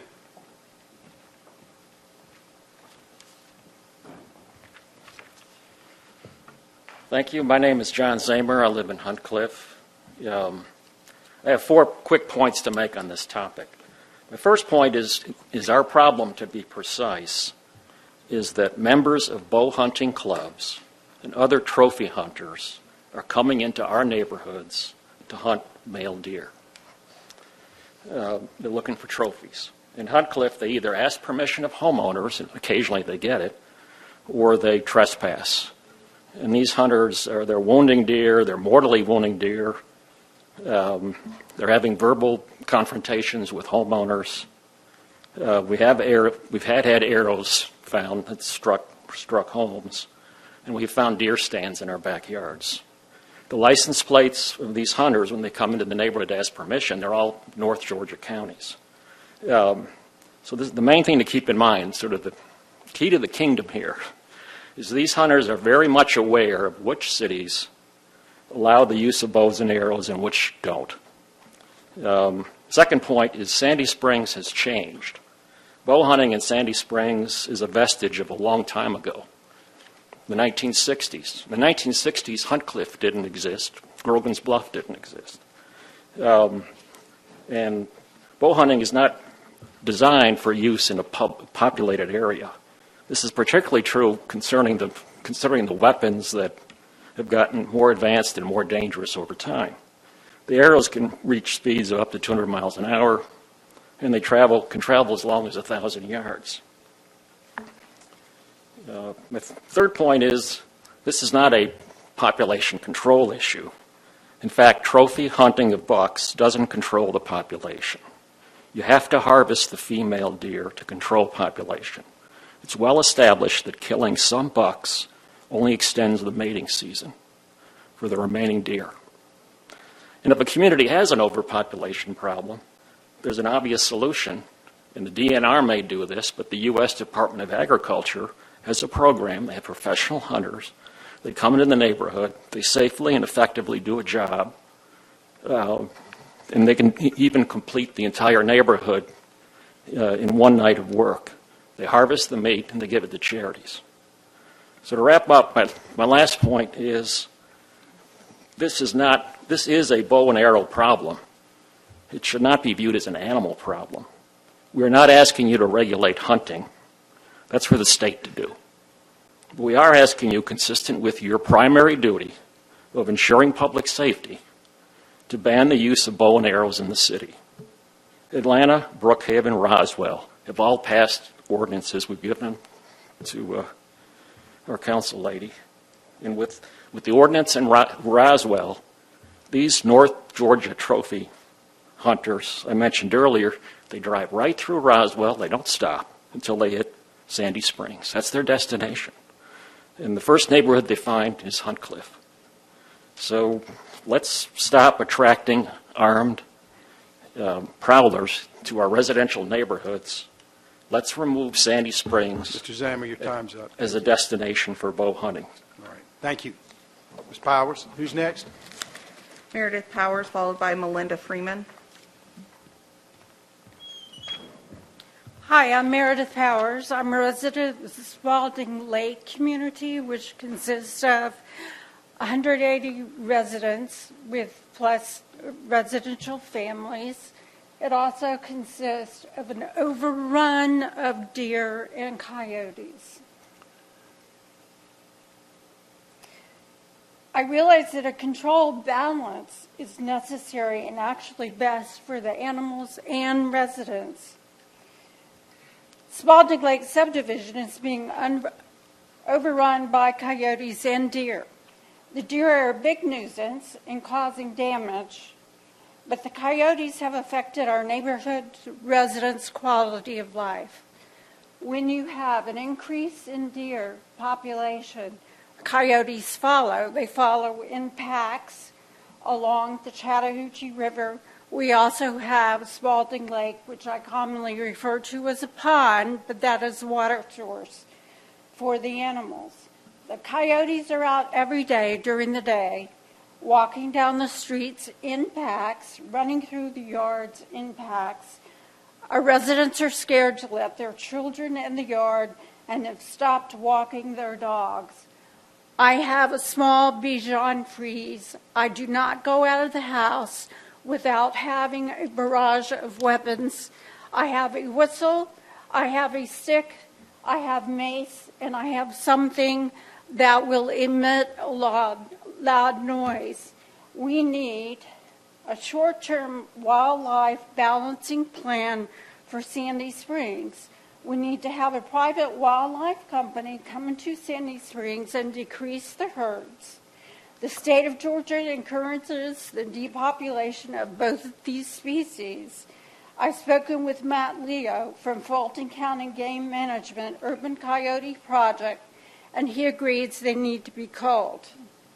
Next, we need to develop a long-term wildlife balancing program to be considered in every park, subdivision, building, and road development. When we build new things, the animals have nowhere to go except for the neighborhoods. Our safety is not compromised by the state regulation of bow hunting and rifle hunting. However, in short areas, bow hunting is much more effective and safer than rifle hunting in neighborhoods where there are children and dogs about on leashes. Thank you. Thank you, Ms. Powers. Ms. Freeman, who's next? Beverly Sauer. Good evening. I'm Melinda Freeman, and I'm a Sandy Springs resident. I am here to talk about the ecological capacity that we are experiencing in the Panhandle, the problem that he referenced earlier. We are, I believe, feeling the effects of living near the Chattahoochee corridor. Over the past 10 years, as undeveloped land in our communities has been diminished and left unchecked, our wildlife population, of course, has increased, deer and coyote. In-season bow hunting of deer is the only form of birth control that we can use to cull our deer population. A favored food of the deer is young bark, and in our community, especially in my backyard, I've noticed, deer have successfully wiped out a decade of new tree growth. My backyard is home to several protected large oaks. It is a concern of mine that we will no longer be able to grow our forests in the Panhandle. Our woods, when they are devoid of seedlings and saplings, have effectively threatened the future of our forests. Deer are opportunists, not conservationists, and it's a serious problem in the Panhandle. Thank you very much. I yield. Thank you, Ms. Freeman. Sauer? Missy Eschpeter, followed by Patty Berkowitz.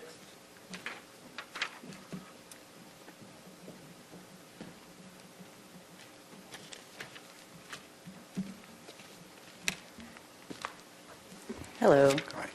I'm just going to talk about a personal experience that we had at our house with a trespasser. And we've been in our neighborhood for about 4 years, Huntcliffe. Excuse me, can you state your name and say where you live? Oh, sorry. So it's Missy Eschpeter, Huntcliffe. Okay, thank you. And we found a illegal deer stand in our backyard, which was very disconcerting. We felt violated. We have a chain link fence. We're on almost 2 acres. We have a creek behind our house that feeds the river. And basically the deer are ready for kill where the deer stand is. They can just follow the path. And it was very, like I said, concerning that I found this deer stand in our backyard, thinking that when we let our dogs out in the morning, that either my husband or I or one of the dogs could get injured by a arrow coming through our yard. So I get the cons, I get the pros, but I just wanted to talk about our personal experience and the our peace of mind is kind of a little shot there. One with privacy in our backyard, and with just living in a community where bow hunters can illegally trespass. And like I said, just Well, that's against the law, and if you would, just call 911, and we fine reported men it. and women in blue will be there. All right? Yeah, well, we reported it, All right, and thank so you. just that's all I wanted to talk about. Ms. Berkowitz. Followed by William Head. Patty Berkowitz. I live in Crest Valley and Powers Ferry. I wondered if the letter that Amanda Collins sent to all of you is part of the record, or do I need to read it in? We'll make sure the clerk has it. I think we all received it. Okay, so it will be part of the well, record? I'll make sure the clerk gets a copy. Okay, she made some excellent points. Lyme's disease is not an issue here. There are no zoological problems of spreading disease. I won't go into the excellent points that she researched. One of the things that I did hear tonight that concerns me is apparently bow hunting. Well, first of all, bow hunting isn't little bow and arrows that we used when we went to summer camp. These are lethal weapons, and they're not using the word lethal. They're lethal like a gun is lethal, and otherwise they wouldn't be using them. And having these lethal weapons around our homes is really not okay. They're not getting trained, a lot of them. A lot of them are kids. The one incident we had that started this whole thing was a kid who had put bait in his backyard and wounded a deer with an arrow and then wanted to trespass on everybody's property to find it. And mostly what we're finding is decapitated bodies. So this is not what we want for a city. A lot of people do not want this. There are plenty of places to go hunting. This seems to be a statewide cash cow. It sounds like the revenue that's being generated is keeping governments and cities from being responsive to their citizens and protecting them and making them secure in their home. If there's an overpopulation issue, there is no reason that the DNR can't come in and cull the herd and leave them. In my area, I've lived there for 60 years. I grew up in this house. There was never deer around, but we have had more clear cutting and houses and properties where we're now having 2 or 3 houses on one lot. Those deer have to go somewhere, and they are going into, yes, they're coming up from the Chattahoochee, but they're also coming down the hill from the development. And it's my understanding that we do not have a problem of overpopulation of deer at this time. So I'm asking for protection, and I understand that I heard the conflict that you will have with state law, but you have an obligation to the people of the city. And if more and more people come to you and say that they are concerned about lethal weapons being used in their homes, in the proximity of their house, I don't understand how you can't be responsive or find some way of making that happen. The other thing that was not addressed was baiting, putting bait out to attract. Ms. Berkowitz, your time's up. A lot of people in my neighborhood feed the deer, and people are coming in to kill them over Thank bait. you. William Head, followed by Rhonda Smith. All right.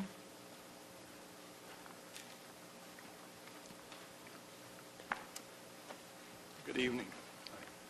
William Head, live in Hunt Cliff. And the issues, of course, we're having are people coming from North Georgia counties because there's no barrier. So one thing I did hear from the officials, and I do listen to O'Neill Williams as I drive in the morning and listen to his Medal of Honor, which is the best thing on radio maybe. But I will say this, if you put a licensing fee, these Forsyth County tags that I see coming in when they should have deer in Forsyth County, I hope they do, you put a good hefty license fee on the folks, and I'll bet you it's like cigarettes. Some people will quit coming to Fulton County and Sandy Springs. If you can't do anything else, you can certainly make it painful for them to come here. And again, they knock on our doors. They want to ask for permission, and it's as though it's a hunting gallery. And the deer are so tame that when I drive out of the neighborhood in the morning, which is before dawn, the deer don't even move from my car. They're right next to it. If I had a slingshot, I could probably hit one with a slingshot. So, I mean, it's the deer are just as tame as if you went to the Atlanta Zoo and you started taking a bow and arrow and shooting them. And I guess that's one of the problems, is that we, on our neighborhood list, we see carcasses and we see people who have taken rifles out with small caliber, shot a deer that laid there and died slowly. We have people with no accountability, and it's hard to trace that back.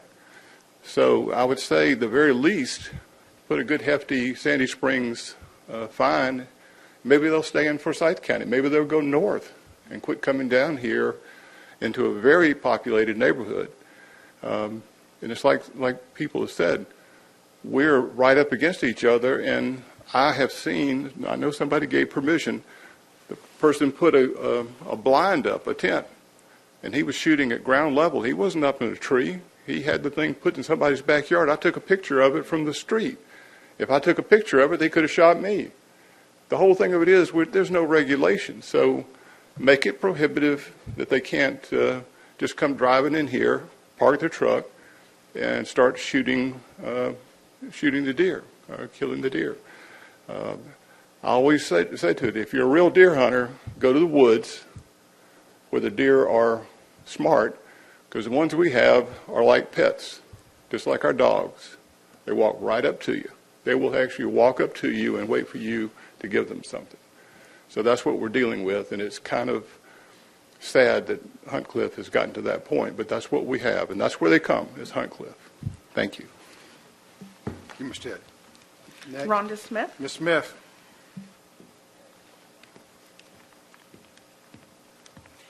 Good evening, Mayor and Council. Rhonda Smith, 76 Long Island Place, President of the Sandy Springs Council of Neighborhoods, and I come speaking to you on behalf of our board. And yes, our ordinance prohibits hunting within city parks or on city-owned property and aligns with state law. Brookhaven has installed these same regulations, but in addition, in their section 18-14, under offenses, as Councilwoman Mueller found, they regulate discharge of weapons, which includes bows in the list of weapons, except in defense of a person or property, with no mention of the ordinance as restricting hunting. Their council must have approved the language for what they felt were valid reasons with some confidence. You've heard from residents who've expressed concerns for varying reasons rooted in their desire for the continued safe enjoyment of their property without concern for the discharge of a lethal weapon. As you heard, carcass removal is not the responsibility of DNR, nor is it the responsibility of animal control, but must be contracted through a private party at resident expense to accomplish. If you say bows assist with population control, you must then consider tactics and purpose of some users in Sandy Springs in our fully built-out environment, which you've already heard about from other commenters. What stands out in the social media of a very prolific urban-suburban hunting group, all of whom live in Roswell, per public property records, is trophy hunting in this environment to kill, quote, the buck of a lifetime. That buck of a lifetime quote is from a January 5th, 2019 Facebook post about that day's kill on private property of a huge buck the group nicknamed Lefty.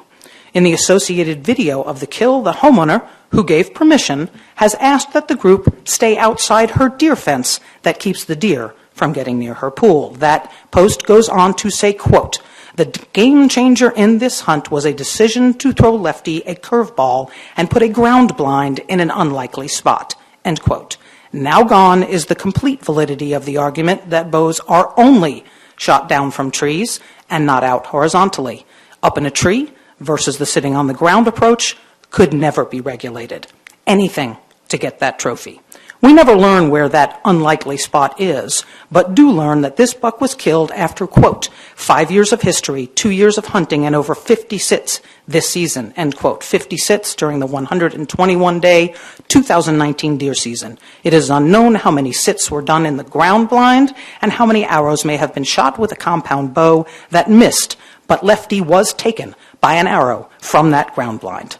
Council of Neighborhoods asks that you continue to consider this matter in the context of your constituents' rights to the safe and quiet enjoyment of their property. Thank you for your time. Is that it? All right. Well, thank you, everyone. We appreciate it. Is there a motion to approve the meeting agenda? Mr. Mayor. Mr. DiGiulio. I move approval of the meeting agenda for Tuesday, December 20th, 2022, our last meeting for 2022. We have a motion by Mr. DiGiulio. Do I hear a second? Been moved by Mr. DiGiulio, seconded by Mr. Paulson, that we approve the meeting agenda. Is there any discussion? Hearing none, we'll call the question. The question is on approval of the meeting agenda. All in favor of the motion, say aye. Aye. Opposed, no. The agenda is approved. Is there a motion to approve the consent agenda? Mayor Paul. Miss? I'll move that we approve the consent agenda for Tuesday, December 20th, 2022. Have a motion by Ms. Rochelle. Do I hear a second? Been moved by Ms. Rochelle, seconded by Dr. Kelly, that we approve the consent agenda. Is there any discussion? Hearing none, we'll call the question. The question's on the consent agenda. All in favor of the motion, say aye. Aye. Opposed, no. Consent agenda is approved. Moving to presentations, the clerk will please read the first item. Agenda item 2022-356, a presentation of the annual audit and comprehensive financial report. This is presented by Adam Fraley of Malden and Jenkins. Mr. Fraley.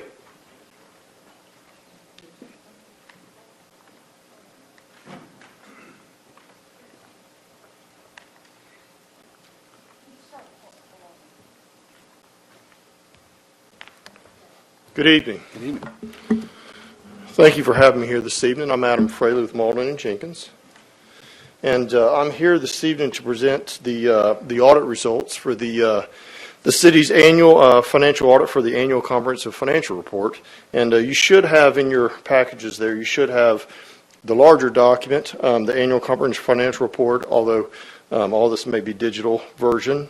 Our single audit report, as well as our AD&A, and then I also have the board presentation. I see it up on the screen there this evening. I'm going to pretty much go over this presentation, which is kind of a Cliff Notes version of everything, the audit results, our required communications, etc. So I'm going to hit some of the highlights in here, and if you have any questions throughout or at the end, certainly just please let me know and I'll try to answer those. In our presentation, if you will turn one page more in the on the screens there to the next slide. Okay, so Malden & Jenkins is a full-service CPA firm, but we do have a large niche within our firm of state and local governmental clients that we provide over, almost 140 hours a year to state and local governments each year to over 650 governments. Here it says 565, and that number is ever increasing. I was, again, Adam Fraley, the engagement partner over the audit. Another individual was our quality review partner, James Bentz. And then Allison Whitworth was the engagement manager and conduct of the audit. Next page. So each year, the city is required under state law to undergo an audit by external and independent CPAs to audit the financial statements that are actually prepared by the city in accordance with generally accepted accounting principles. The city, of course, did prepare those financial statements and closed out the Journal Ledger accounting records for the city and provided all the information that we requested to provide our audit test work and ultimately our opinion on the financial statements. We did issue an unmodified opinion, which oftentimes we refer to as a clean opinion. What that means is that based on our test work, these financial statements are presented fairly in accordance with generally accepted accounting principles in the U.S., and they're fairly presented in all material respects for the balances as of year end and the results of the operations for the year. Next page. So just quick highlights of some of the financial results for the year. The state of net position, oftentimes referred to that as kind of the balance sheet, if you will. Assets totaled about $786 million at year end. You can see there that's an increase from $759 million from the previous year. Cash and cash equivalents increased slightly from about $180.2 million to about $180.7 million. Capital assets, net of depreciation on those, which the capital assets for the city consist of infrastructure, buildings, vehicles, etc. Net of the accumulated depreciation for those increased from about $503 million to $522 million. While at the same time these assets increasing, the liabilities of the city decreased from about $274.2 million to $269.5 million. The difference between assets and liabilities is the city's net position, which is kind of the equity, if you will, of the city. And that equity position increased from about $484.9 million to $517 million during the year. And of course, and that difference is reconciled in the financial statements on the statement of revenues, expenses, and changes in net position. Approximately $67.9 million of the city's net position is restricted by either enabling legislation or outside parties in the form of grants, etc. And then approximately $330 million of the city's net position represents its invested in capital assets net of any related debt. And then on the next page, so the operations of the city, program revenues, which are typically revenues that are kind of restricted for use, increased from about $39.9 million to $43 million, while program expenses increased from about $119.5 million to $128 million. And then general revenues, which are typically your revenues like property taxes that are not restricted by outside parties, increased from about $106 million to $117 million during the year. The change in the net position, which was the increase I mentioned on the previous page, amounted to approximately $32 million. So on the next page, we did issue also compliance reports. Anytime the city expends more than $750,000 in federal funding, you're required to have a single audit. And so we did conduct a single audit. We issued two audit opinions. One is our single audit opinion in accordance with uniform guidance, and then also our audit opinion in accordance with government auditing standards.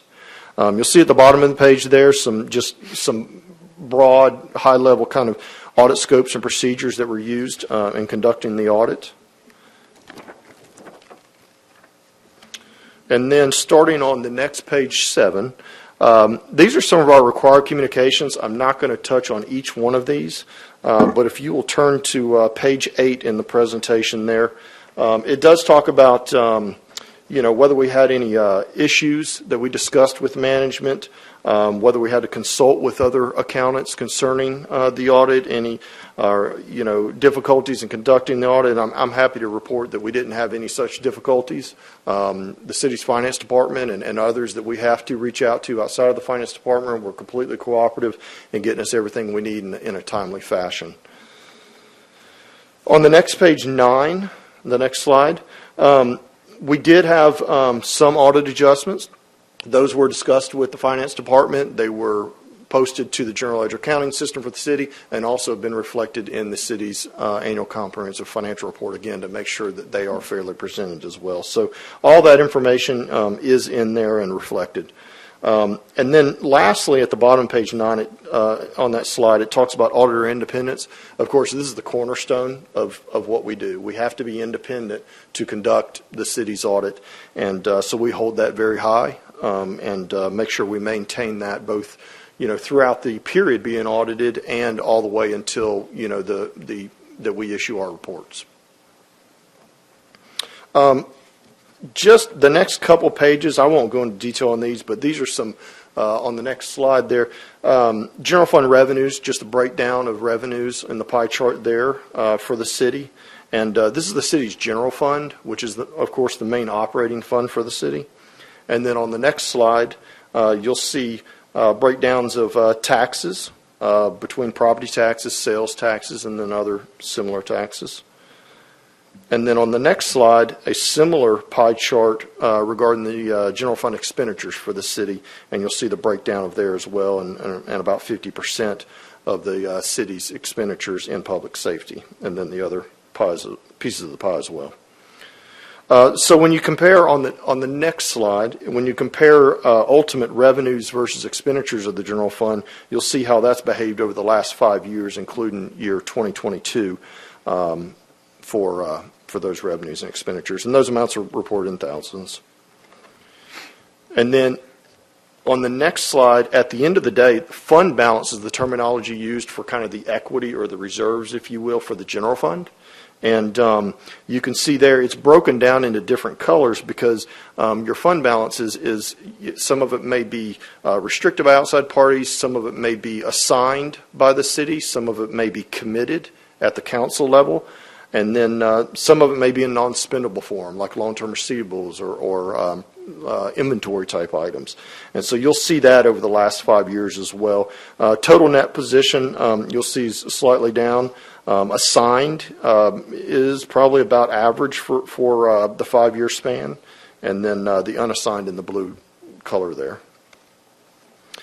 And then on page 15, the next slide, so we did have one finding in the audit. I do like to mention that, you know, when it comes to findings these days, our standards require us to kind of keep that bar very low, in my opinion, on what needs to be a finding. There's not a whole lot of judgment on the auditor's part as far as what has to be cited. GASB 87, which is what the finding pertains to, is regarding leases. And the city was required to implement this new standard this year.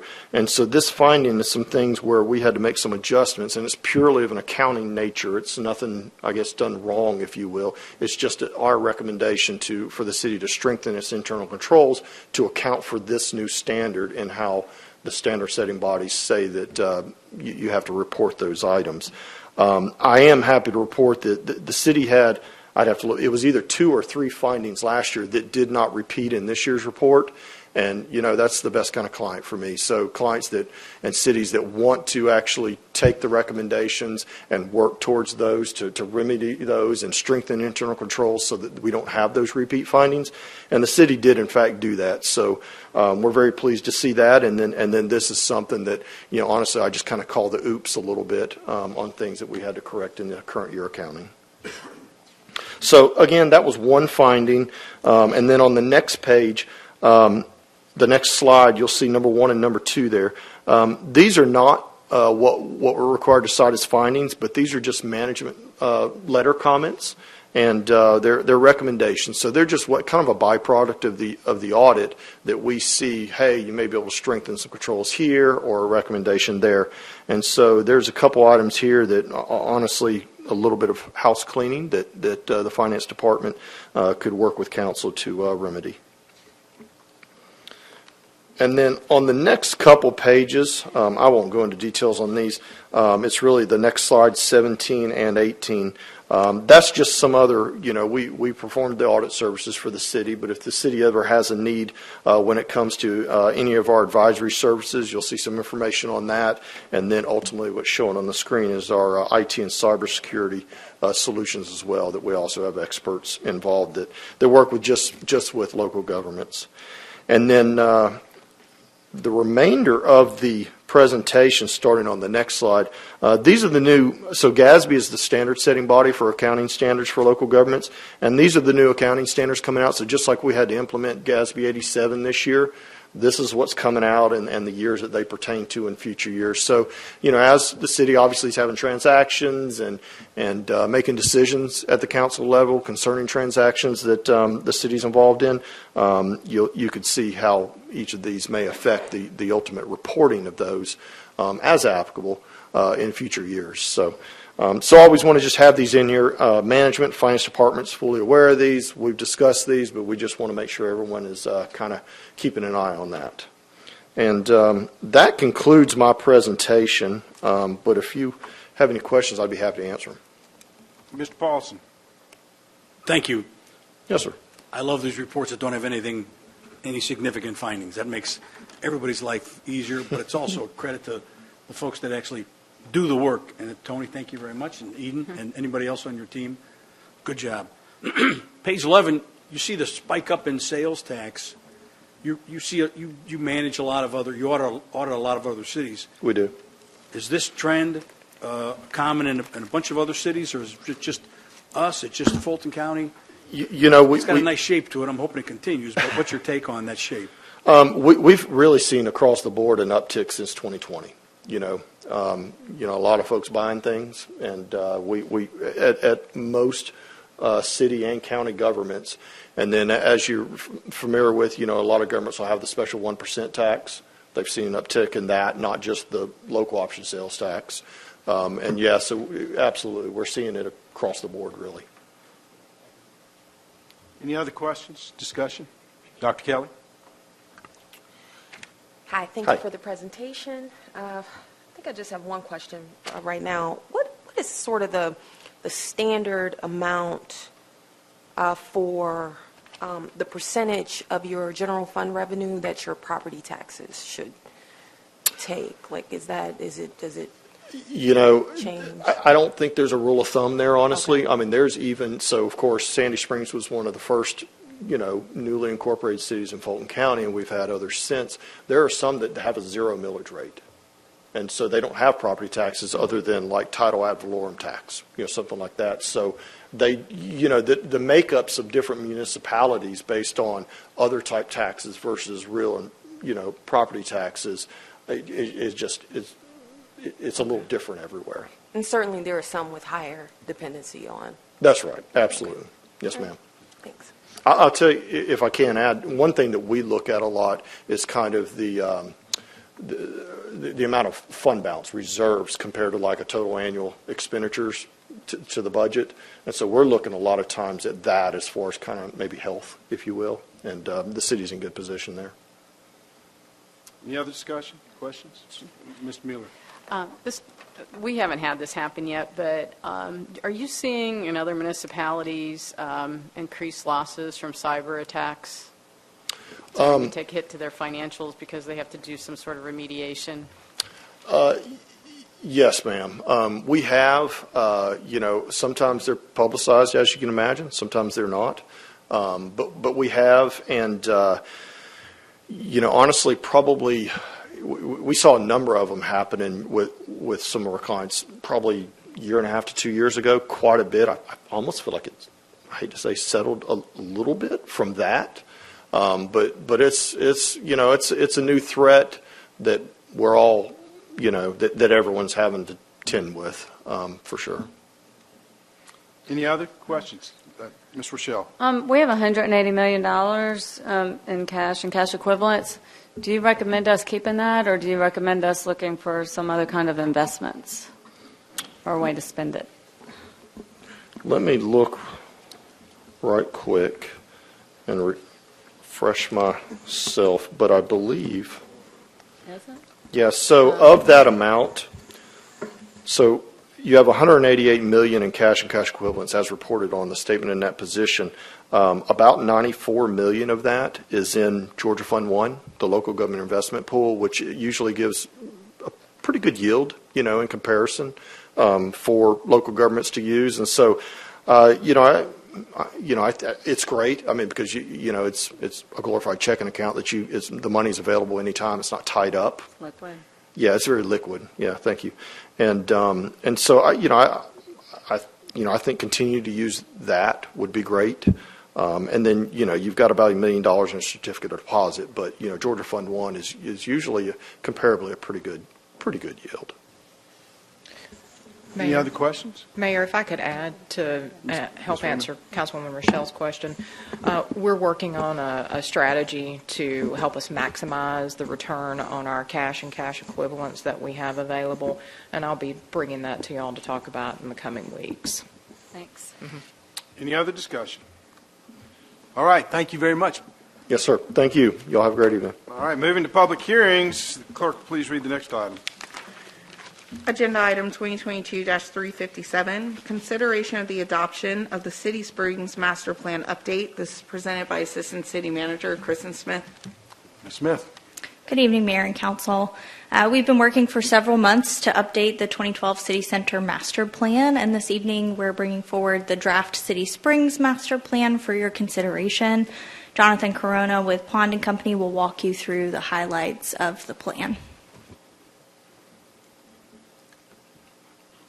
All right. Good evening, Mayor and Council. Thank you for having me again. My name is Jonathan Corona. I'm the consultant team project manager for the City Springs Master Plan. Giving a brief overview of that master plan tonight. I believe in your agenda packet this evening, you do have a copy of that plan. So for any specifics or reference material, of course, you have that at your disposal. So I'll be giving a brief overview of the plan and talking about our process, as well as the framework of the plan and steps towards implementation. So let's see.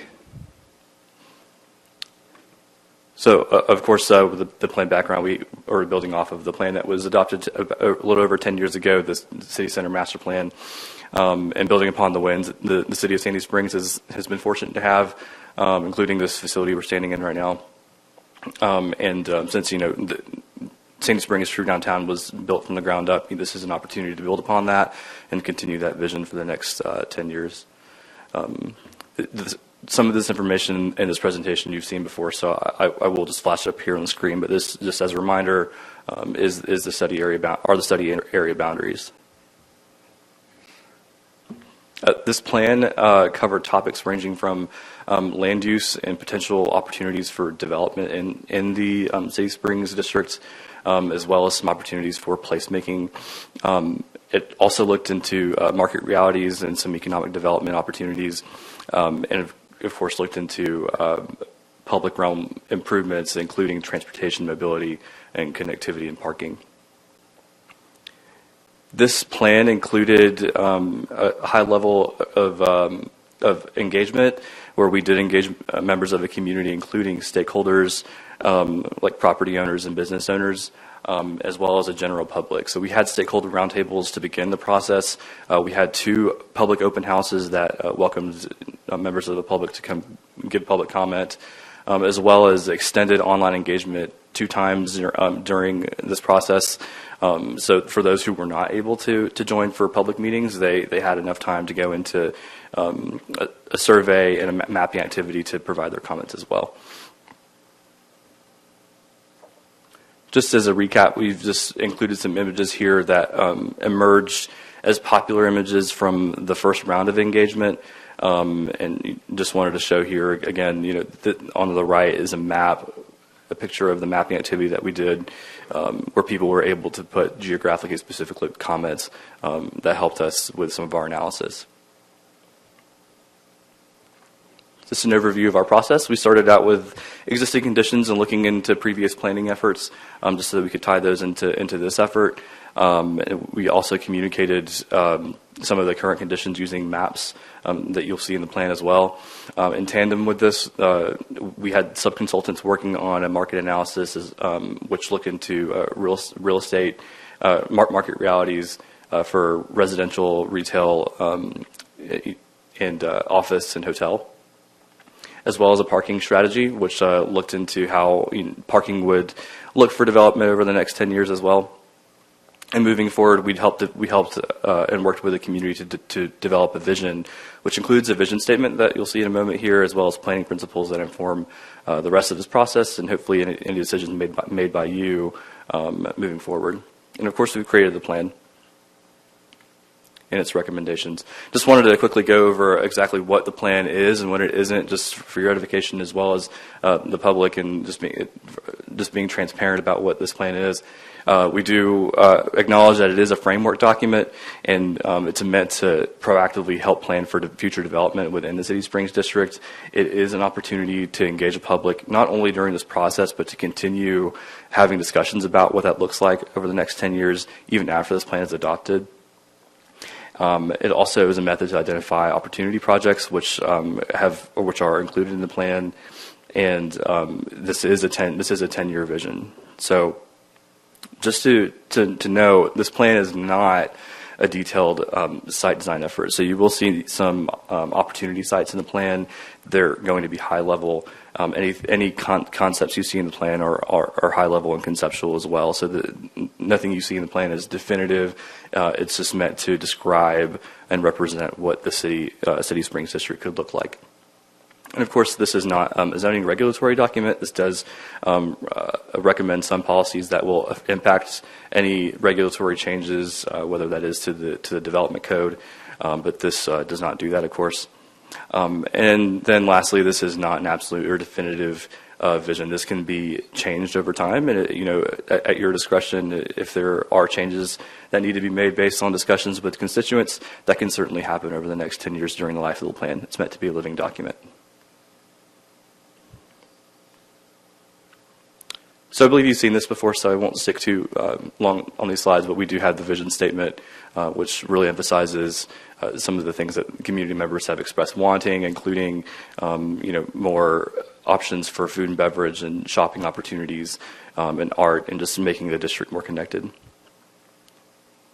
And these are the 4 high-level planning principles that guided the planning process. So each of the recommendations that are in the plan are tied to one of these as well. And you'll see that in the action plan matrix at the end of the plan as well. It really just ties all of these, really focusing on multimodal connectivity, high quality building, as well as reinforcing a sense of place, and you really looking into catalyzing market-driven private investment.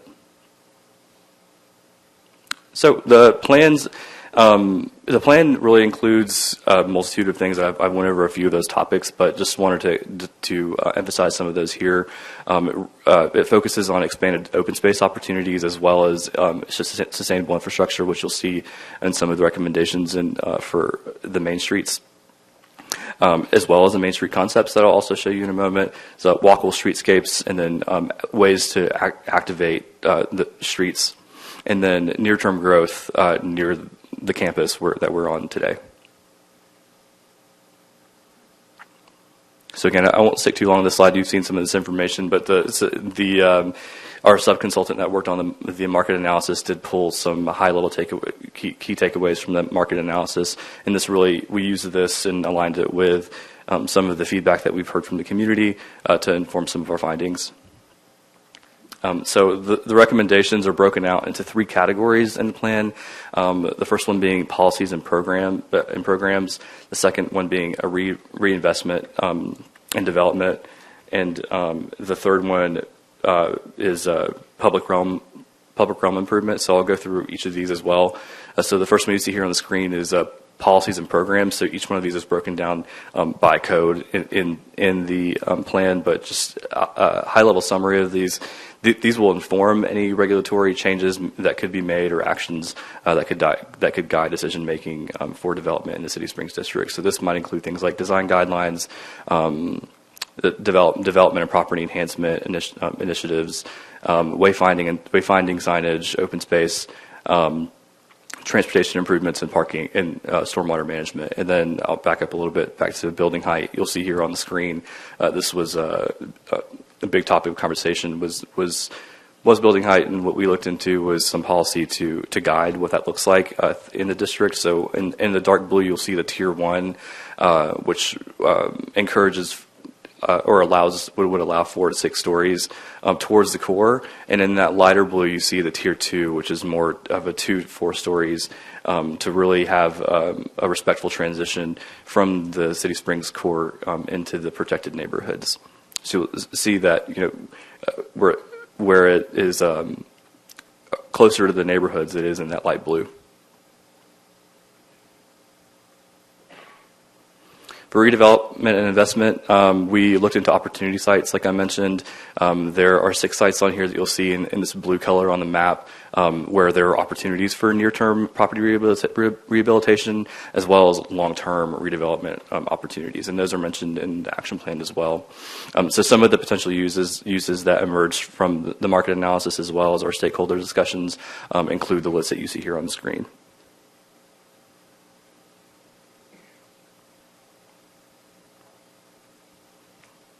And then Lastly, we have a few slides on this, but the public realm improvements, this is where most of the project recommendations are in the plan, with the first category being streetscape enhancements.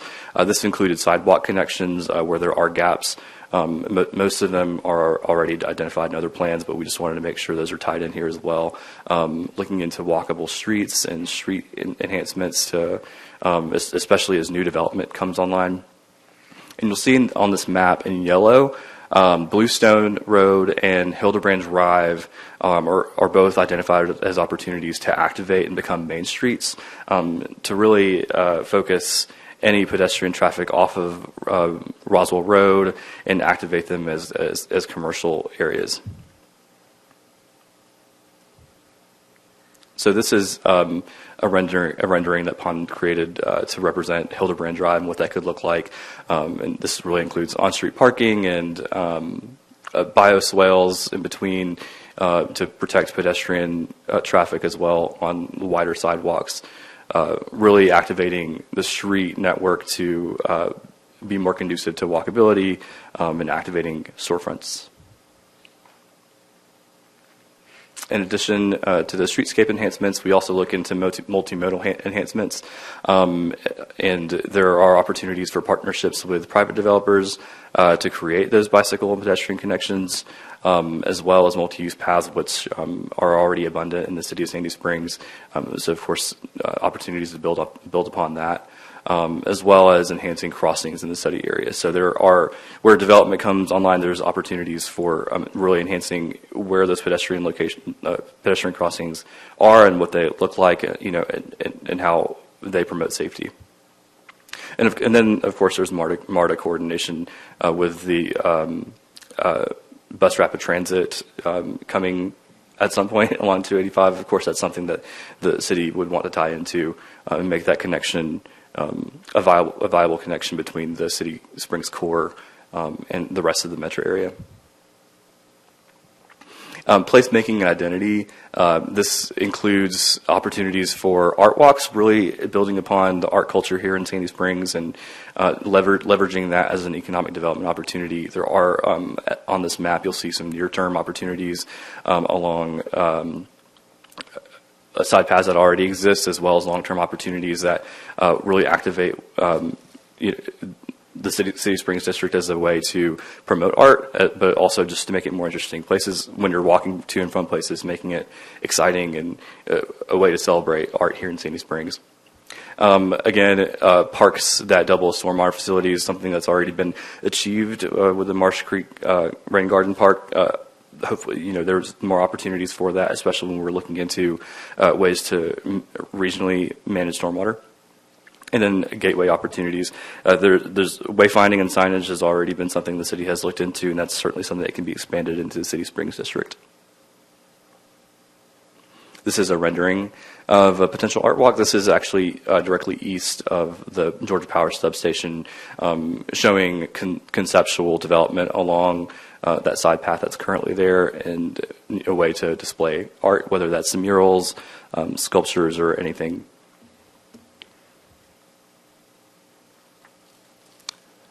Moving on to implementation in the plan, towards the end of the main document, you'll see that there is an action plan matrix. This includes everything we talked about tonight, of course, in more detail. Those projects are all listed as action items. And like I mentioned, the associated planning principles are all identified there, so that they're a way for the city over the next 10 years to measure success. The matrix also outlines each project as a short-term, mid-term, or long-term project. And the organization, agency, or department responsible is also included there. So that's all I have for you tonight. I'm glad to answer questions. All right. Do we have any public comment cards? We do not. All right. We'll close the public hearing. You've heard the report of the consultant and the assistant city manager. What's the desire of council? Mayor Paul? Ms. Mueller. I move that we approve agenda item 2022-357 for the adoption of the City Springs Master Plan update. Motion by Ms. Mueller. Do I hear a second? Second. Been moved by Ms. Mueller, seconded by Dr. Kelly, that we approve agenda item 2022-357, the adoption of the City Springs Master Plan update. Any discussion? Ms. Mueller. Hi, thank you for the presentation and the lengthy document, if you go through it, and all the appendices. So I have a couple of comments and then some questions. So Sure. I think overall, I'm really glad to see that we're going to have some design guidelines. I think it's long overdue. Can't wait for that. Glad to see that we're also still interested in a dog park. I know that there are other members on council that are also interested in getting a better dog park for the city. And the question, and then parking in the neighborhoods, I think that there was mention in there about right now not doing any permitting, but I think we need to keep an eye on that because as City Springs expands, and depending on how the parking is, those neighborhoods that are adjacent to City Springs, we may need to implement something like that. I saw that that was in there, and that's good, but as a city, we're going to have to monitor that as we continue to grow. And then I had a question about the height. So the recommendation is to go from 8 to 6 stories, I think, for the previous plan was 8, and I just wanted to know what was the rationale for that? That was, since we heard that so much from the public, we wanted to respect that and place that in the plan. Of course, you'll also see in the plan, too, that there may be additional study needed for that to see what type of development would be feasible in those height ranges. Since this is the vision document, we want to outline that here, and the city may revisit that if needed. Okay. And then are there any strategies that you think the city could use to help with the parcel mobilization, because we have so many disparate property owners and little parcels of property, to be able to incentivize so that we can get, larger scale for development? Yeah, those are actually included in the plan. And you'll see in the redevelopment and investment section, we actually do, in policy section, we actually propose some incentives for that, and those would include bonus height incentives. Where it isn't currently allowed, there would be opportunity for property owners or developers to come in and ask for those bonus height incentives, where if they are combining parcels and assembling parcels, they would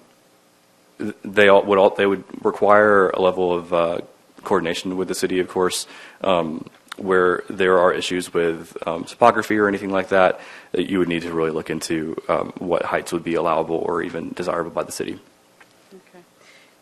And then on the record of the accomplishments, those that are ongoing and in progress, are there target dates for those? This might be more of a Kristen, because it didn't have a target date, but it just had the block that said ongoing or in progress. So some of them are a bit nebulous. We tried to do less of that with this plan, but some of the goals were, very far-reaching, where, we've done a lot, but we still want to do more. And so there's not a specific date. It's just, hey, we know we've made some accomplishments, and we try to note those there. But we also know that there wasn't really a specific thing. It's sort of like, grow retail in the district, do this, do that. And those don't have a specific time frame. So we tried to be more specific with the goals for this plan. Thank you. And then one more question. Is there a way that because I think it's stated in the plan update that multifamily with retail is needed to get more people living here, and then eventually that will then draw to for sale product, condos, and townhomes. Is there a way how to bridge that gap and make that shorter so that what we have maybe less of the first and more of the second? Sure, and we do have a recommendation in here to look into regulatory changes that could be made to mixed-use developments so that on these larger parcels, where they're assembled, there isn't just one use and it's more mixed use. So you're exactly right that the market would need to mature to get more of that home ownership product in the City Springs district, but to expedite that process, it would be important to encourage mixed use in the core. Okay, thank you. Mr. Paulson. Mayor Paul, thank you. Thank you very much for this. Assuming we adopt this master plan, one of my questions to you, Kristen, is the last couple of pages, they have the short, medium, and long-term goals. I'm not adopting these verbatim, carte blanche tonight. I mean, we need to go back over those in more detail as we flesh those out. So tell me what the process is. Assuming this plan gets picked up today, what is the next step for the next level of detail here? So the work plan is certainly a guiding document. You're absolutely right. So from there, staff would need to come up with specific scopes of work or whatever that looks like, and then that would be proposed through your budgeting process. And we would tell you this was a recommendation of your City Springs master plan, and here's how we flesh that out and what it would cost you, and then you would choose to allocate funding or not. Any other discussion? All right, hearing none, we'll call the question. The question's on agenda item 2022-357, adoption of the City Springs Master Plan update. All in favor of the motion say aye. Aye. Opposed, no. The item is approved. The clerk will please read the next item. Agenda item 2022-358, consideration of the authorization of a contract award to Reeves Young for final construction in Veterans Park and to authorize the city manager to execute a contract. This is presented by Director of Facilities, Capital Construction and Building Operations, Dave Wells. Mr. Wells. Good evening, Mayor and Council. Before you tonight is for your consideration is the contract award for Reeves Young to construct the Veterans Park project. On October 26th, the city issued a qualifications-based solicitation to identify and select a construction firm with the capacity and demonstrated experience to provide construction services as CM at risk for the final construction of Veterans Park project. The city received 4 proposals from the following firms: Reeves Young LLC, Turner Construction Company, Astra Group LLC, and MAP LLC. Proposals were reviewed for administrative compliance, and MAP LLC was disqualified for not following mandatory submittal instructions. The city formed an evaluation committee consisting of the following city personnel: myself, Dave Wells, Director of Facilities, Richard Collins, Construction Manager, and Christine Schultz, the T-SPLOST Project Manager. Section 5 of the RFQ identified the criteria on which the city would evaluate the proposals.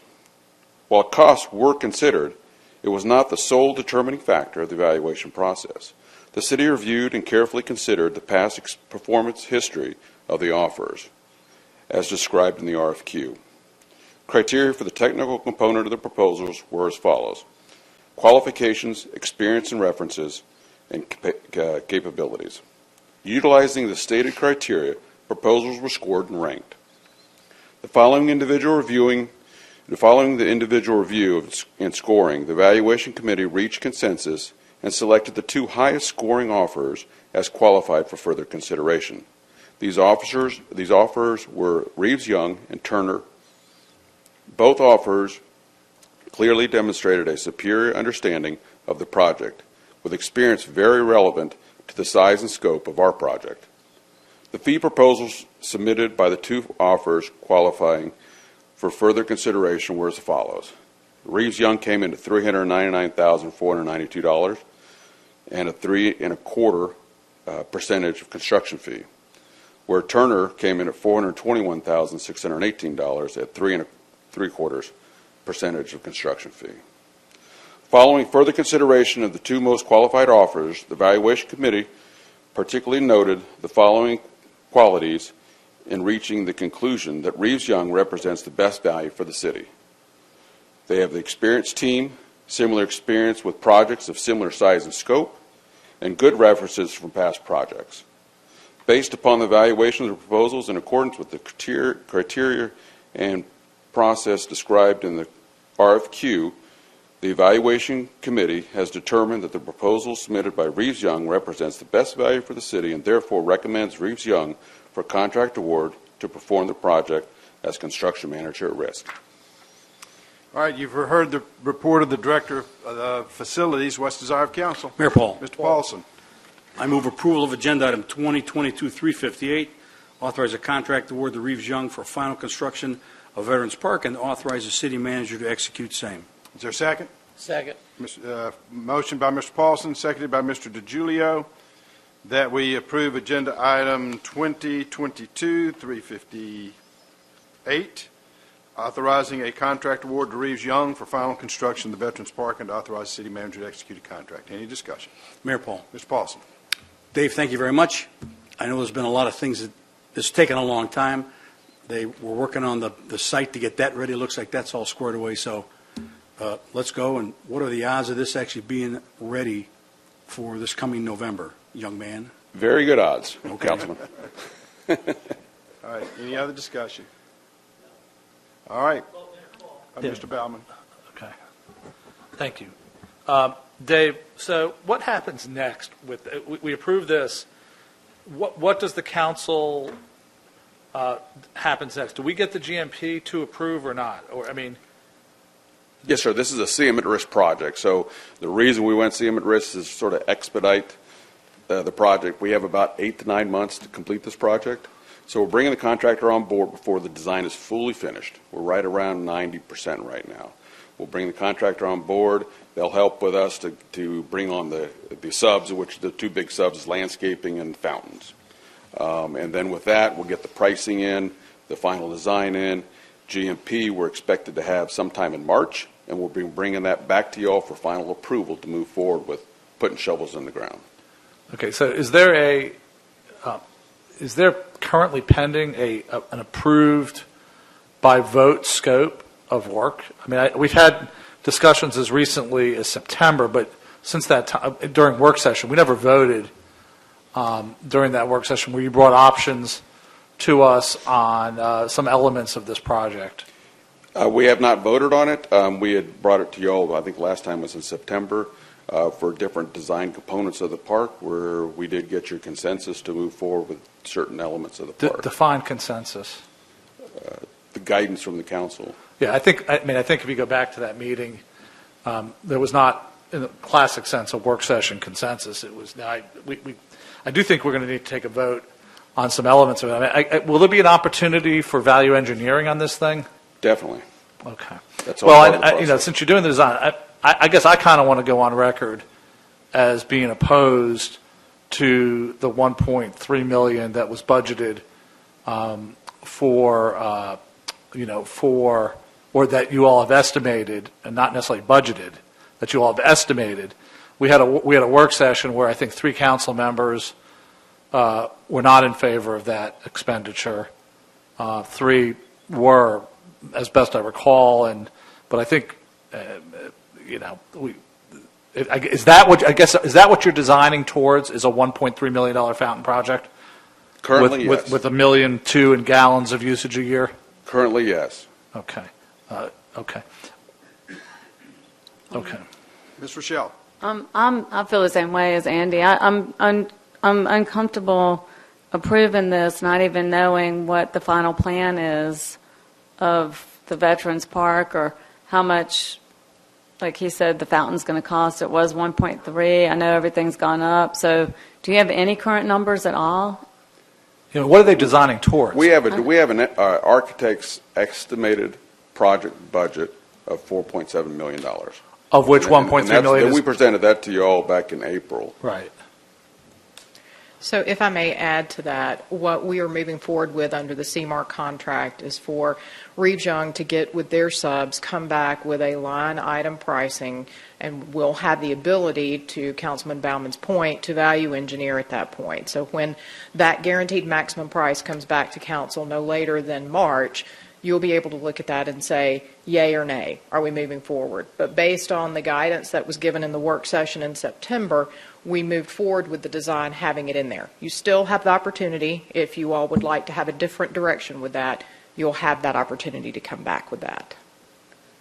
So tonight we're approving, can we just approve to that point and not past that point? That's all you're doing tonight. All you are awarding is the construction manager at risk contract to Reeves Young. You're not doing the final guaranteed maximum price, move forward and construct. That will come back to you. Okay. Right, but to be very, I'm sorry.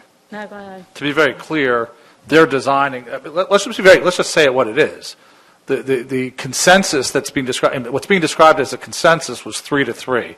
I trust that when the mayor said, well, there's a consensus, that presumed that the mayor was on board with that, so it would be 4-3. But in the traditional sense of a work session, we didn't have a typical consensus. So, but I mean, I'm on, at this point, I'm in favor of, there's no question to divide, right? I was thinking about maybe dividing the question. There's no question to divide. We need to keep this project moving. I'm in favor of the park.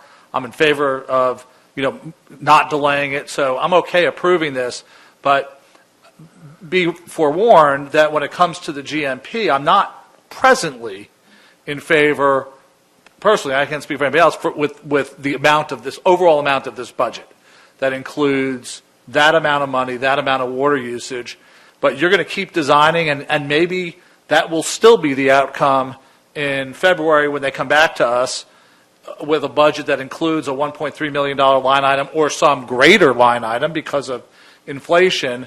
I'm just not in favor of that, and at that point, I would certainly move, just so for transparency, I would move to divide the question, and I will move to value engineer that amount down, and the chips fall where they may, which is fine. But to be very, very clear and let the record reflect, at least as far as I'm concerned, I'm improving only this.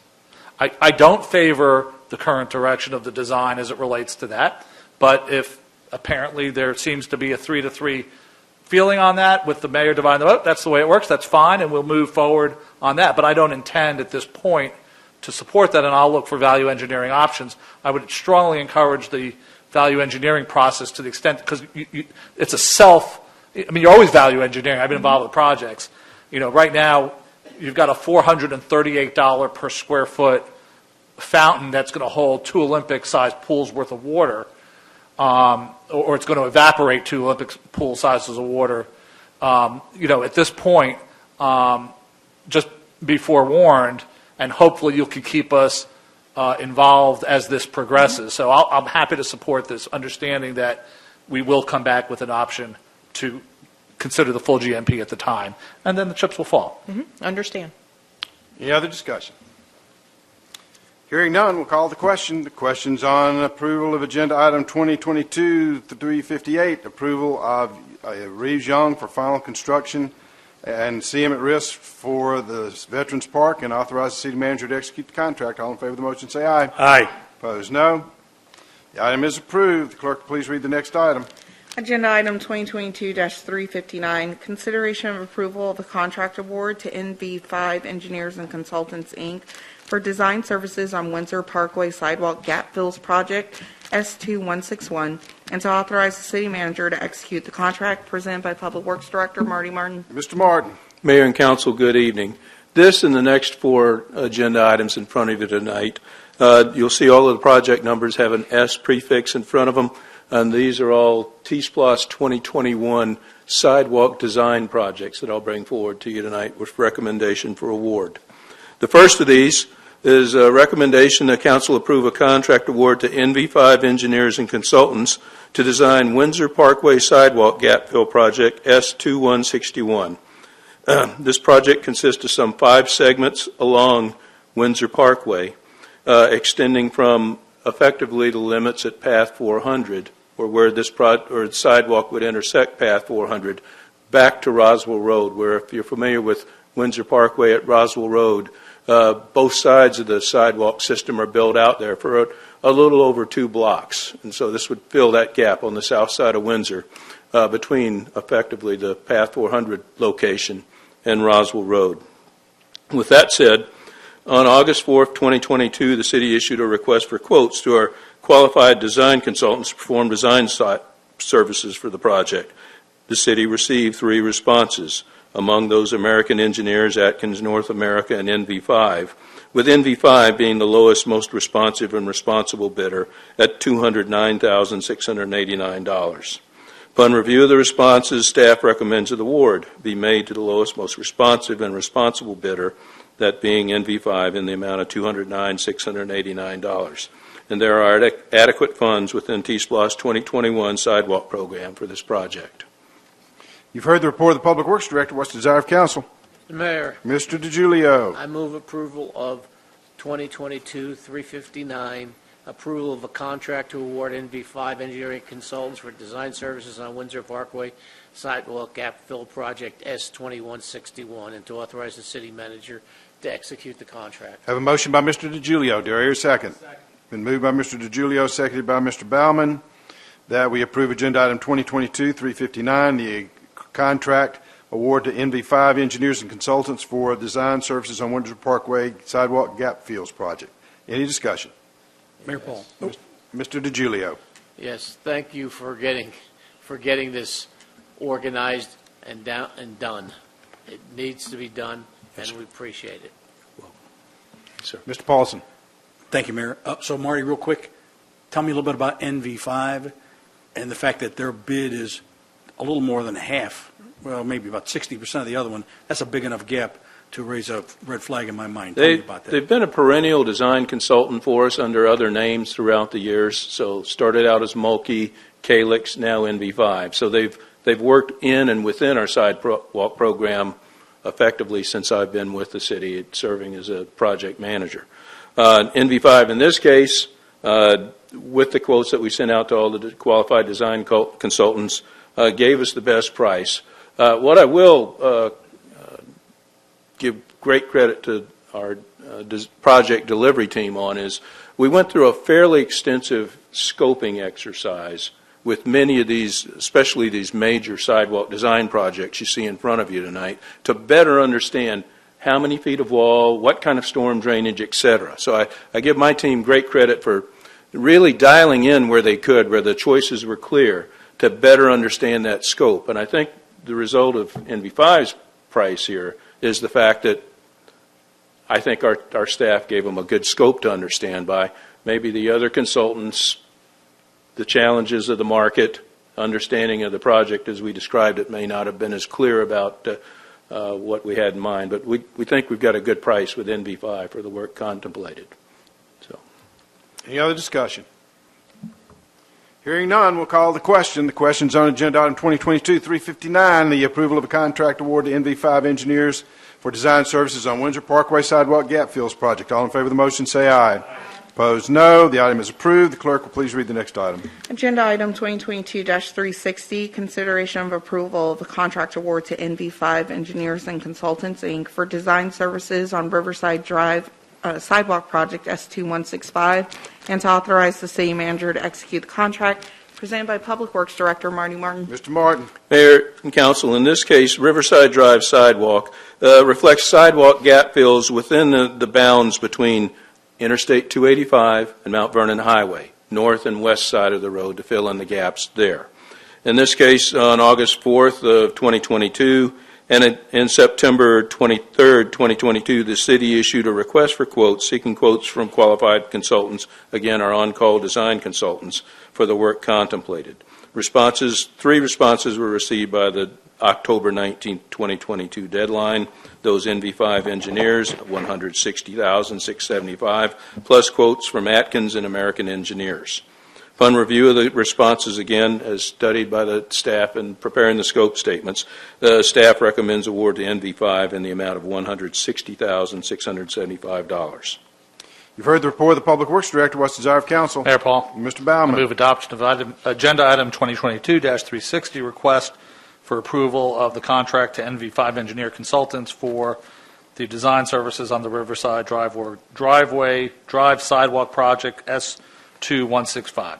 Have a motion by Mr. Baumann. Do I hear a second? Second. Been moved by Mr. Baumann, seconded by Ms. Mueller, that we approve agenda item 2022-360, the contract award to NV5 for design services on Riverside Drive Sidewalk. Any discussion? Mayor Paul. Mr. Baumann. Marty, thank you for this, and I guess this applies to all of them. Are there simultaneously, is there work going on right-of-way with individual property owners, or are you going to wait for the design? How much of this kind of gets done in parallel? In the life of a project, we set that preliminary design first. So first concept level, understand the impacts. There'll be outreach to the neighborhood as we start survey work, et cetera, so that they're aware we're coming and what we're all about.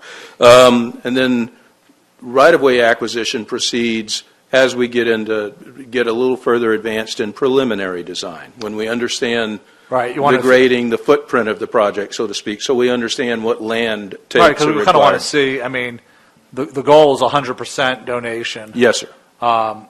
If you're not there, we kind of need to have some checkpoints along the way. Yes, sir. Also, are these projects going to, and this as to all these are high interest, intensely high interest for localized area.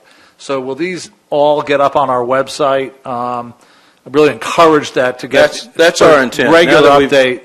We've gone through this major scoping exercise and competition exercise.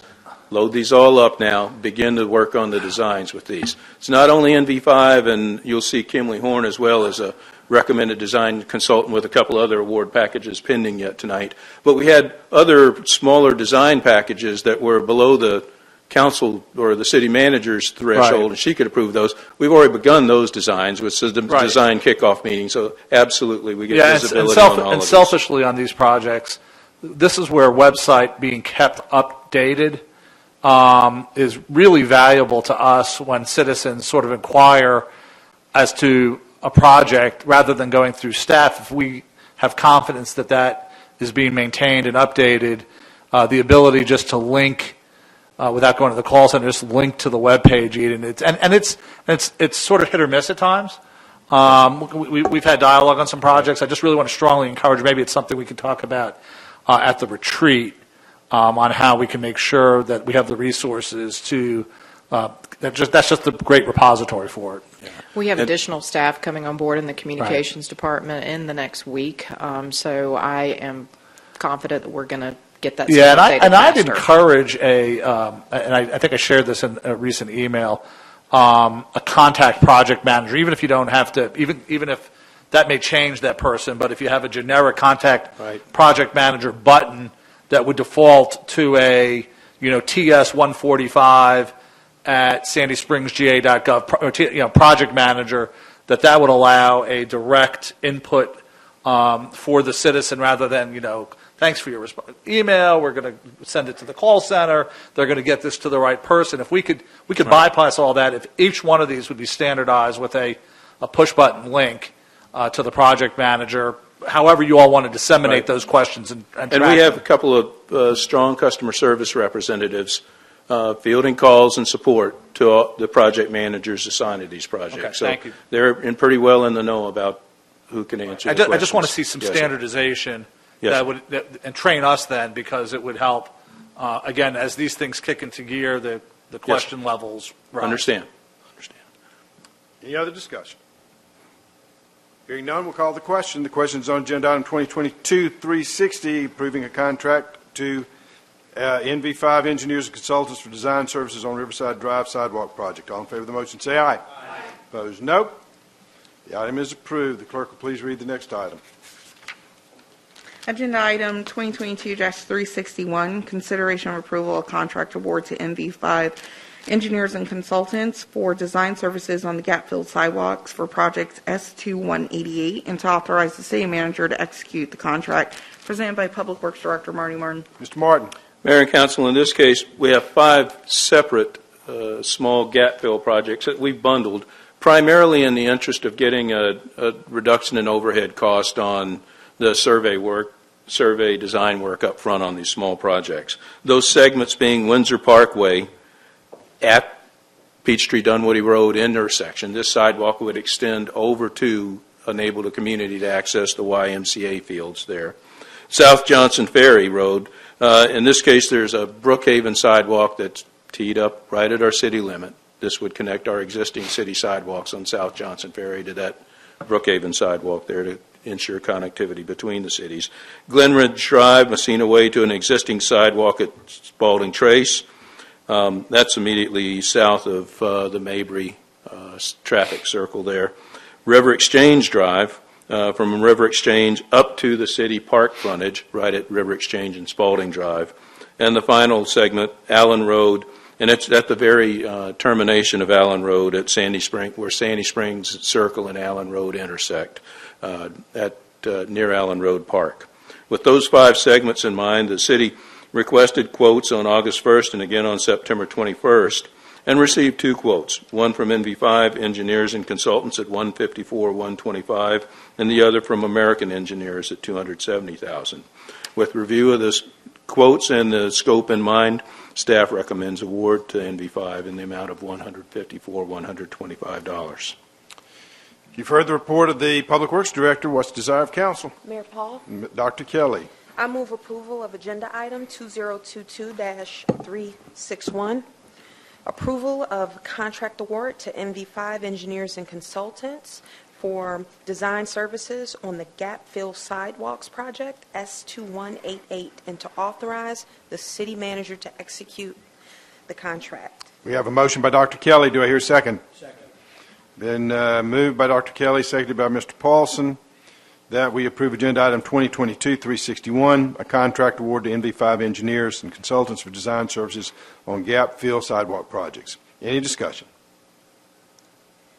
Hearing none, we'll call the question. The question's on agenda item 2022-361, the contract award to NV5 engineers and consultants for the gap fill sidewalks project S2188.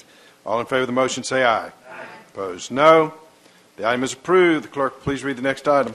Agenda item 2022-362, consideration and approval of contract award to Kimberly Horn and Associates, Inc. for design services on Lake Forest Drive, that's city limit to Long Island Drive sidewalk project S2185, and Lake Forest Drive, Long Island Drive to Mount Perrin Road, sidewalk project S2183, and to authorize the city manager to execute the contract presented by Public Works Director Marty Martin. Mr. Martin. Mayor and Council, in this case, this project, this design project, pairs together two separate sidewalk projects into one single package. One, the standalone Tier 1 project S2185, city limits to Long Island Drive on Lake Forest, and then the other, out of the sidewalk program itself, S2183, sidewalk on Lake Forest Drive from Long Island to Mount Perrin Drive. There is this project as let is contemplated to be potentially be let in two phases. So two sets of construction documents. So there's a wording in there within the agenda memo I need to clarify, and that happens to be the wording regarding final limits of the project will be determined by the construction budget. That really refers to where we break those phases as we get the project ready to go. So I'm not talking about the extreme limits of the project, but more so where we would construct or set that break line if it is to the city's advantage to let the project in two separate construction lettings. There may be right-of-way timing, et cetera, utility timing that would suggest that we try to build one ahead of the other, yet all within the budget.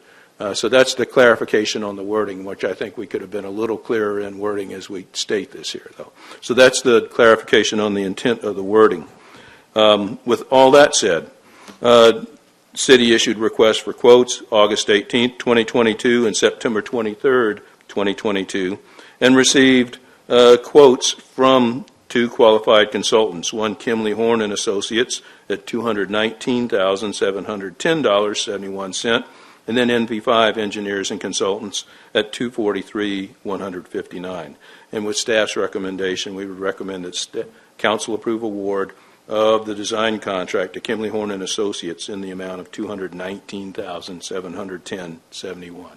You've heard the report of the Public Works Director. What's the desire of council? Mayor Paul. Mr. Baumann. I move adoption of agenda item 2022-362, request for approval of contract award to Kimley Horn for design services on Lake Forest Drive, city limit to Long Island, sidewalk project S2185 and Lake Forest Drive, Long Island Drive to Mount Perrin Road, project S2183.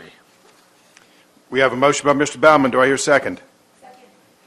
It's been moved by Mr. Baumann, seconded by Ms. Rochelle, that we approve agenda item 2022-362, the contract award to Kimley Horn and Associates for design on Lake Forest Drive, sidewalk project S2185 and Lake Forest Drive, sidewalk project S2183, and authorizing city manager to execute the contract. Any discussion? Mayor Paul. Mr. Baumann. Marty, so as you had brought to my attention very wisely a while back, the segment, as much as I love to have it, from Long Island Drive to Mount Perrin does not necessarily complete a loop that you can really complete the loop by just stopping at Long Island. So I hope we prioritize making sure that the city limits to Long Island is yes, going to get done. I mean, because yes, there's some folks might be, but they'll be able to go around at least for the loop. I understand there are a couple of homes that would be on Lake Forest that would miss out. That's also the topography there is tricky anyway. I just hope we make sure we complete the loop. As contemplated right now, we believe we have the budget to take the project all the way up to Mount Perrin. And I do want to point out, I think Atlanta, somebody in the city of Atlanta didn't fully realize. They thought they were building out the sidewalk from the dam. Well, they thought they were building out their share of the sidewalk to get down to Chastain. I don't think they are. I think they've left several segments off it because of the trickiness of the what is that street? Tall Oaks, and the properties that back up coming down to Lake Forest Drive. Those are City of Atlanta properties south of the dam. And so are you all able to, or do you want me to reach out to Mary Norwood to see, because there's a new council member, Mary Norwood's been there for the year. Do you want me to start that process, or will you reach out to your counterparts at Atlanta? Because since we're designing this, it might make sense, like we did with Dudley, to kind of get into an arrangement, because the rest of that, to complete that loop. We'll talk to their, and it may reside, they've reorganized a little bit, it may reside within their transportation department now. Yeah. We'll reach out and make the initial contacts and give you an update. I mean, if you thought the cooperation on Dudley, I mean, as I recall, we designed and managed Dudley, they reimbursed. Yes, sir. That might make sense for the rest of this as well. And they've, like I said, reorganized a bit since then. But all right, well, just let me know if you need me to reach out to Mary, Will do. My counterpart on the Atlanta side. Any further discussion? Hearing none, we'll call the question. The question's on agenda item 2022-362, approving a contract award to Kimley Horn for design services on Lake Forest Drive, sidewalk project S2185, and Lake Forest sidewalk project S2183. All in favor of the motion, say aye. Opposed, no. The item is approved. The clerk will please read the next item. Agenda item 2022-363, consideration of approval of a contract award to Kimley Horn Associates, Inc. for design services on Mount Perrin Road and Powers Ferry Road, that's Rebel Trail to Carroll Lane, sidewalk project S2186, and to authorize the city manager to execute the contract. It's presented by Public Works Director Marty Martin. Mr. Martin. Mayor and Council, in this case, this project recognizes the need for sidewalks on Mount Perrin Road and Powers Ferry Road. Unlike the maybe clear-cut scope that we found in several of the other sidewalk projects we've already presented tonight, there are some areas where we're seeking alternative development with the design consultant, and that might help explain somewhat this wide disparity in cost estimates from the two proposed consultants that you see there with their understanding of alternatives. We've got a set number of alternatives in mind, and then at that point we'd probably talk additional scope that we might consider with the consultant if needed. So that reflects the difference between the two quotes we received. In this case, from our request from quotes on August 18th and received on September 21st from Kimley Horn Associates at $246,590.67, and Atkins North America at $797,500. Upon review of the bids, we believe we have a reasonable quote from Kimley Horn and Associates to develop this sidewalk project and explore the alternatives that we believe need to be evaluated with the project. Therefore, we recommend award to Kimley Horn. You've heard the report of the Public Works Director. What's the desire of council? Mayor Paul. Mr. Baumann. I move adoption of agenda item 2022-363, request for approval of Kimley Horn, award of the contract to Kimley Horn for design services on Mount Perrin Road and Powers Ferry Road, Rebel Trail to Carroll Lane, sidewalk project S2186. That completes the motion. All right. We have a motion by Mr. Baumann. Is there a second? Been moved by Mr. Baumann, seconded by Ms. Rochelle, that we approve agenda item 2022-363, a contract award to Kimley Horn for design services on Mount Perrin Road, Powers Ferry, Rebel Trail to Carroll Lane sidewalk project S2186. Mayor Paul. Mr. Baumann. So thank you again. A lot going on. I want to actually thank my colleagues on the council, and actually you, Mayor Paul, especially.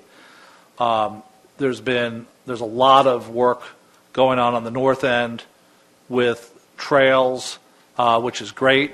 On the south end, it's trickier with the development and the topography.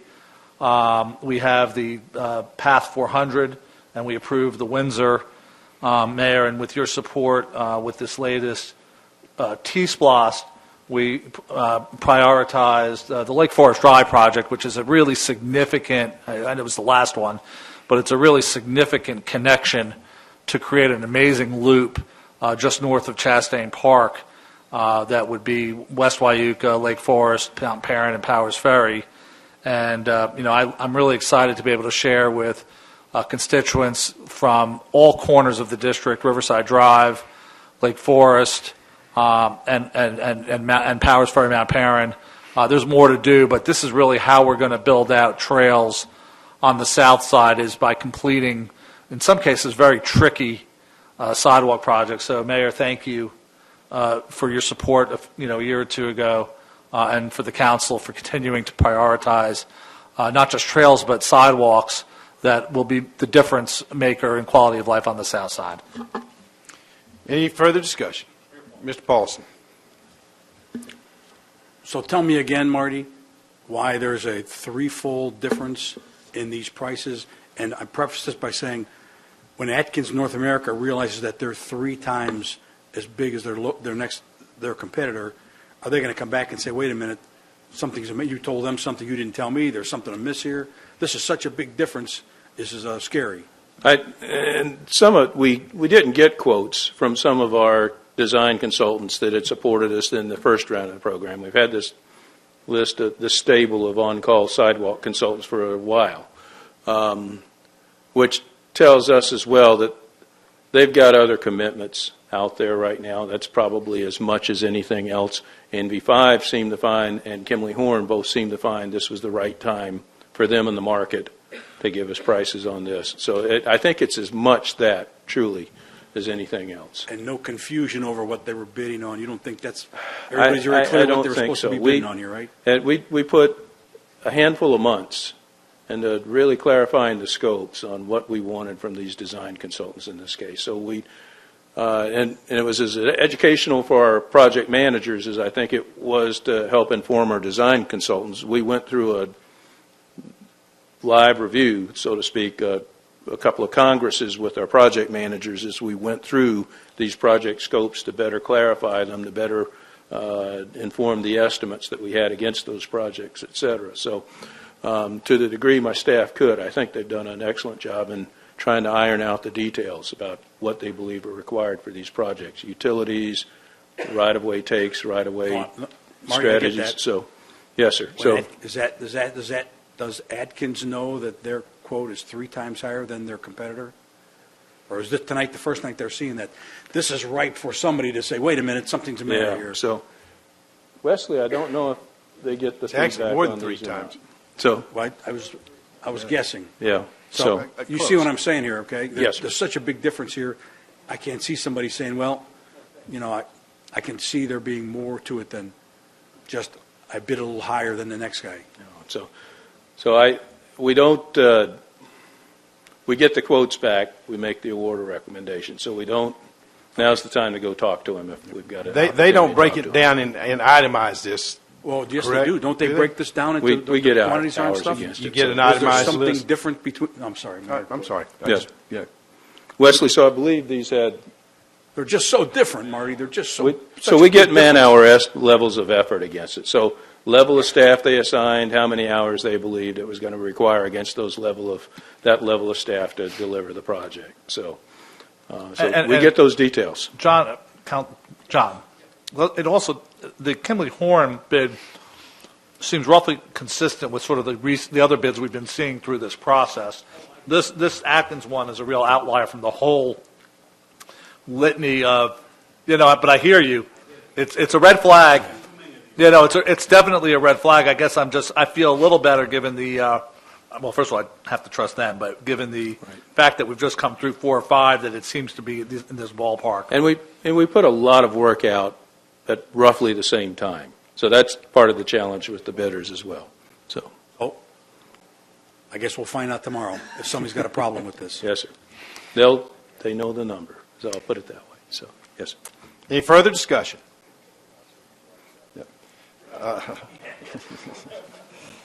Hearing none, we'll call the question. The question's on agenda item 2022-363, a contract award to Kimley Horn Associates for design on Mount Perrin Road and Powers Ferry Road. All in favor of the motion, say aye. Aye. Opposed, no. The item is approved. The clerk will please read the next item. Agenda item 2022-364, consideration of an amendment to the City of Sandy Springs FY23 budget to allow the transfer of funds for the T3000 capital paving program. Presented by Public Works Director Marty Martin. Mr. Martin, looks like we can allow everybody else to go home and just keep you. I can just keep talking. Not anyhow. So, Mayor and Council, in this case, this is a budget ordinance that precedes a recommendation to award a contract. So as I read out these numbers here, we did bid our capital paving program contract, and our lowest, most responsive and responsible bidder was Blunt Construction at $6,135,303.70 for our FY23 capital paving program. However, our current funds available in T3000 capital paving account only total $6,046,184.81. So with that difference in available funds compared to the lowest, most responsive and responsible bids, we request this budget amendment in the amount of $100,000 to plus up the T3000 capital paving account in the interest of being able to award to our lowest, most responsible bidder for capital paving. You've heard the report of the Public Works Director. What's the desire of council? Mayor Paul. Mr. Paulson. I move approval of agenda item 2022-364, an amendment to the City Springs fiscal year 2023 budget to allow the transfer of funds for the T3000 capital paving program in the amount of $100,000. Motion by Mr. Paulson. Do I hear a second?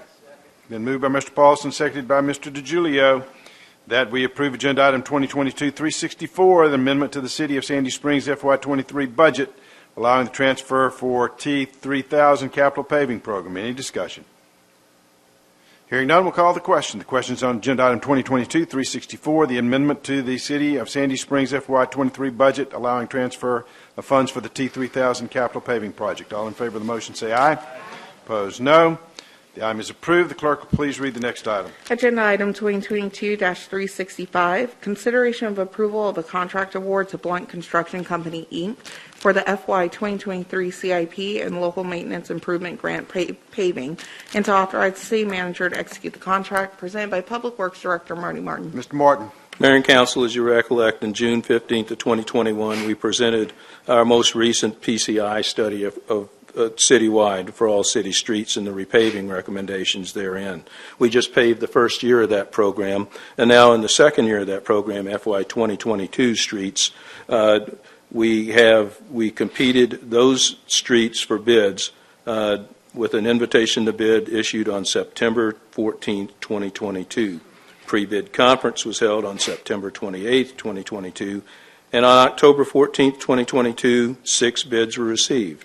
The lowest, most responsive and responsible bidder among those 6 bidders was Blunt Construction Company, Incorporated, at a total amount of $6,135,303.70. With the very successful completion of this past year's paving program by Blunt Construction, City finds confidence in their numbers and their ability to perform the work. City staff does. Therefore, we recommend award to Blunt Construction. And as we just discussed with the budget amendment, there are now sufficient funds in T3000 to award this project. You've heard the report of the Public Works Director. What's the desire of council? Mayor Paul. Mr. DiGiulio.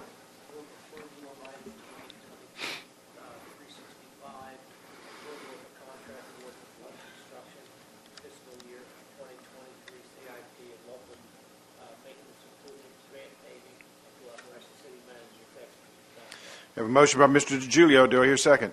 Second. Been moved by Mr. DiGiulio, seconded by Mr. Paulson, that we approve agenda item 2022-365, a contract award to Blunt Construction Company for the FY23 CIP and local maintenance improvement grant paving program, and to authorize city manager to execute the contract. Any discussion? That's right. Sir. Hearing none, we'll call the question. The question's all right. Mr. DiGiulio. Someplace out here, oh, here it was, with street ranging 22 to 62. Isn't that kind of low? I mean, I thought we always used to pay when the streets got below, say, 40 or something like that. But here streets ranging down to 22. In this 3-year program, in some prior years, we hadn't reached down on some of the minor streets that had these low PCI scores. In this program, we're picking up those streets as well. So we hit some very low numbers this past fiscal year, and we intend to continue to attack those as we go through the remainder of the program. So does this mean in the future now we're probably not going to have any streets down in the 30 and 40 and 50 range? Depends on how many potholes we get in the next week. So, we're going to, Mitch, you're here. All right. What's our target PCI right now, average PCI, if you could? Okay, so our target average PCI is 80. We do. So our hope would be that, of course, the bottom comes up as we do that. But again, some of these are what I'd call more minor streets that may not have been attacked or remedied in previous paving cycles. This time we're trying to pick those up as well and address those along the way. Yes, sir. It's short segments, low traffic volume, but now you bring those scores up overall. Any further discussion? We do need to be on top of potholes over the next week because we're going to get a bunch with this weather coming in. So we'll need to be very attentive to the and pothole. we've got folks helping us with, they're using technology out there as well. So GIS has been very helpful with us. They modified an app we already use to help with snow control, et cetera, to help accurately locate potholes, and then it gets cycled through with our pavement repair folks so that we can schedule your team does repairs. a great job. I just know with the weather coming, it's going to be brutal. We're going to Yes, have a sir. bunch. All right, here, no further discussion. We'll call the question. The question's on agenda item 2022-365, a contract award to Blunt Construction Company for FY23 CIP and local LMIG paving. All in favor of the motion say aye. Opposed, no. The item is approved. The clerk will please read the next item.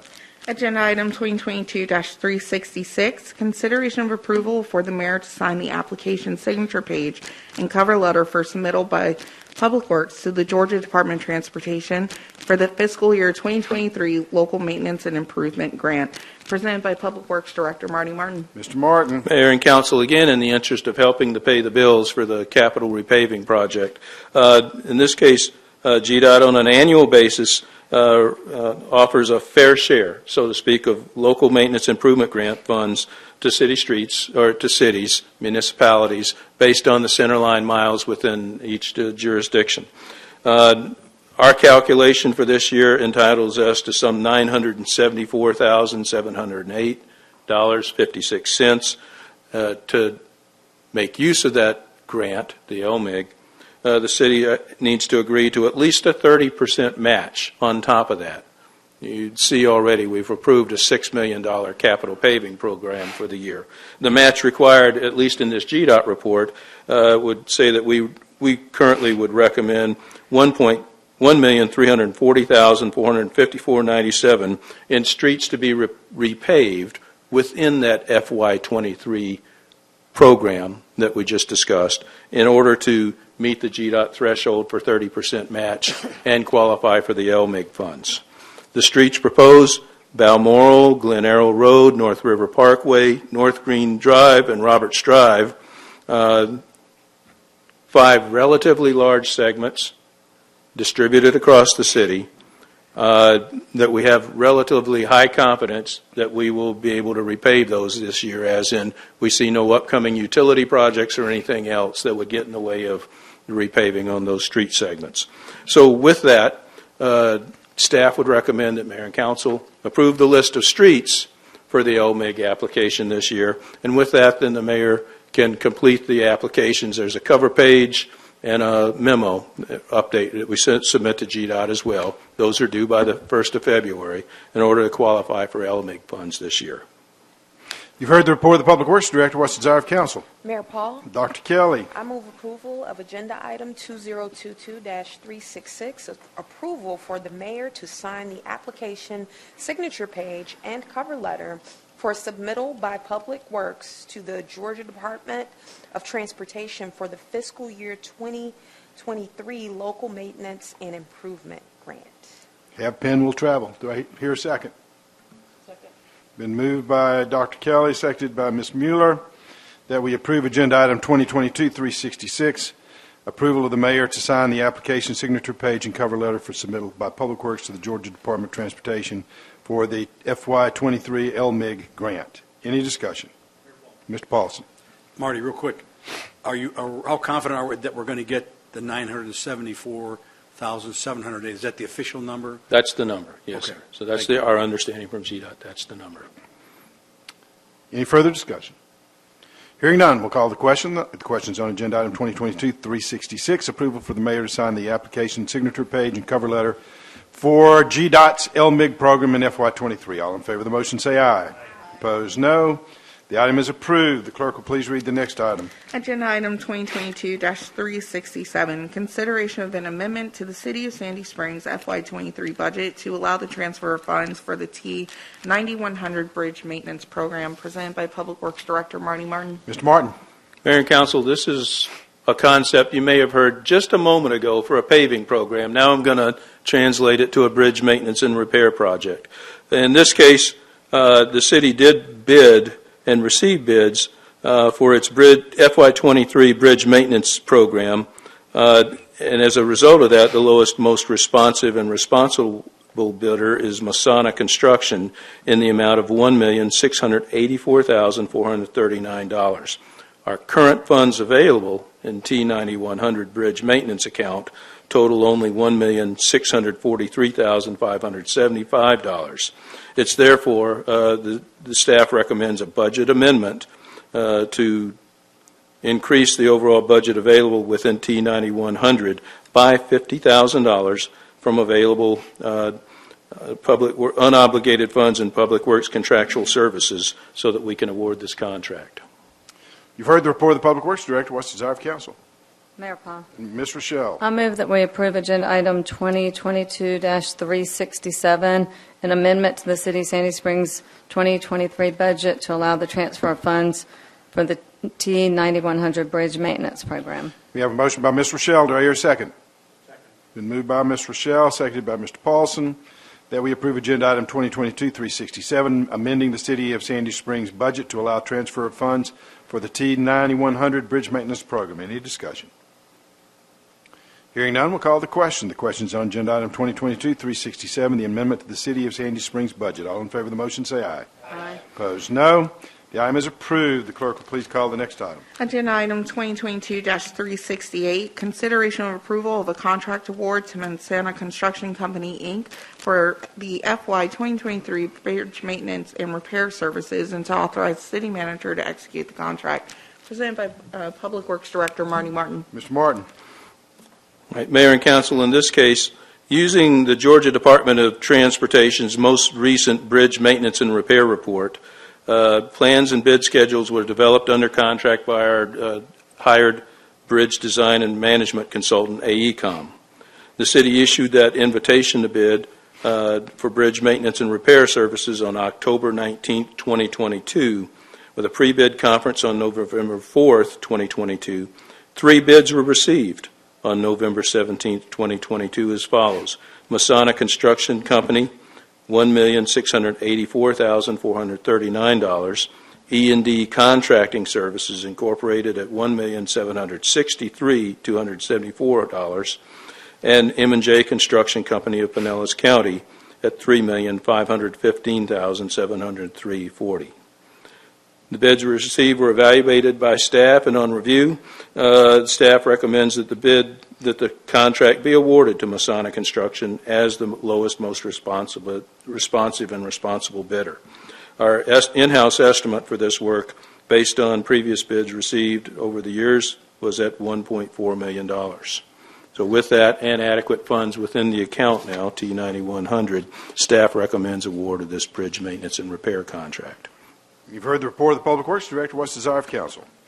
Mayor Paul. Dr. Kelly. I move approval of agenda item 2022-368, approval of contract award to Masana Construction Company for fiscal year 2023 bridge maintenance and repair services, and to authorize the city manager to execute the contract. Motion by Dr. Kelly. Do I hear a second? Second. Been moved by Dr. Kelly, seconded by Ms. Rochelle, that we approve agenda item 2022-368, a contract award to Masana Construction for the FY23 Bridge Maintenance and Repair Program. Any discussion? Mr. DiGiulio. Marty, how many bridges is this going to repair and be worked on with this? All right. Our universe of bridges that we're responsible for is some 21 bridges. With the repair work we just completed, no further repairs were needed on 4 of those bridges. So 17 of our 21 bridges are contained within the scope of services for this contract. And all 17 of them need work? Oh, yes, sir. And in some cases, and the scope of services can range from anything to some erosion control work at the foot of the bridge, timber removal, those kinds of things, spall repair, epoxy coatings in some some cases, painting of structural steel, which requires some staging, et cetera. So overall performance period for work across these 17 bridges is some 300 days to tackle the work on each of these bridges. And that was one of the recommendations from our consultant to keep the prices to the estimates, is to spread out that performance period a little bit so the contractor could give us a more timely and reasoned approach to the work. Thank you. Any further discussion? Hearing none, we'll call the question. The question is on agenda item 2022-368, approving a contract award to Masonic Construction for bridge maintenance and repair services. All in favor of the motion say aye. Aye. Opposed, no.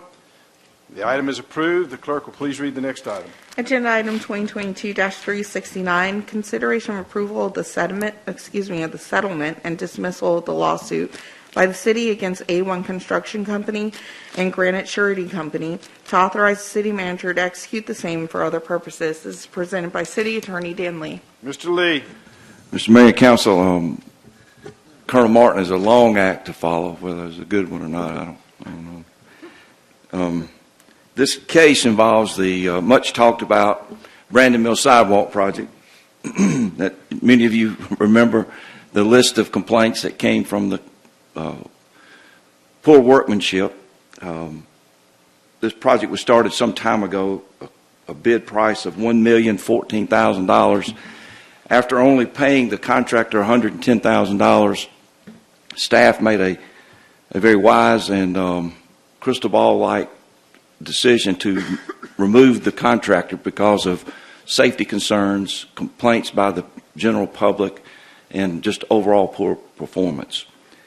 Shortly after removing the contractor and notifying their bond carrier, their surety bond, the contractor filed bankruptcy, which ordinarily is a genuine activator for the bonding company to pay. They refused. We had to litigate in bankruptcy court in order to get the right to end the contract.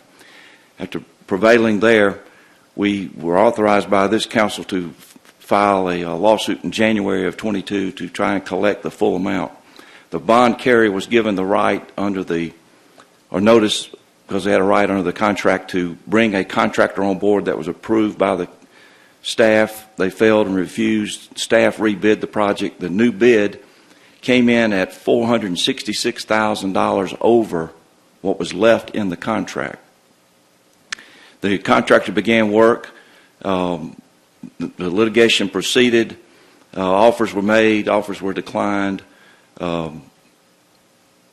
After the project was completed, the completion of the project came in at only $366,000 over the original contract. An offer has been made by the bonding company to pay that dollar figure and reimburse the city of $168,000 in attorney's fees paid to Parker Hudson, who did an excellent job of litigating this in bankruptcy court and in the Northern District Federal Court to get us to this point. The $550,000 evidences the reimbursement of the $168,000 in attorney's fees, the $366,000 in the overage to complete the contract, and almost $20,000 extra. And we would recommend that you authorize the city manager to execute this release so that we can conclude the litigation and fully reimburse the city. You've heard the report of the city attorney. What's the desire of council? Mr. DiGiulio.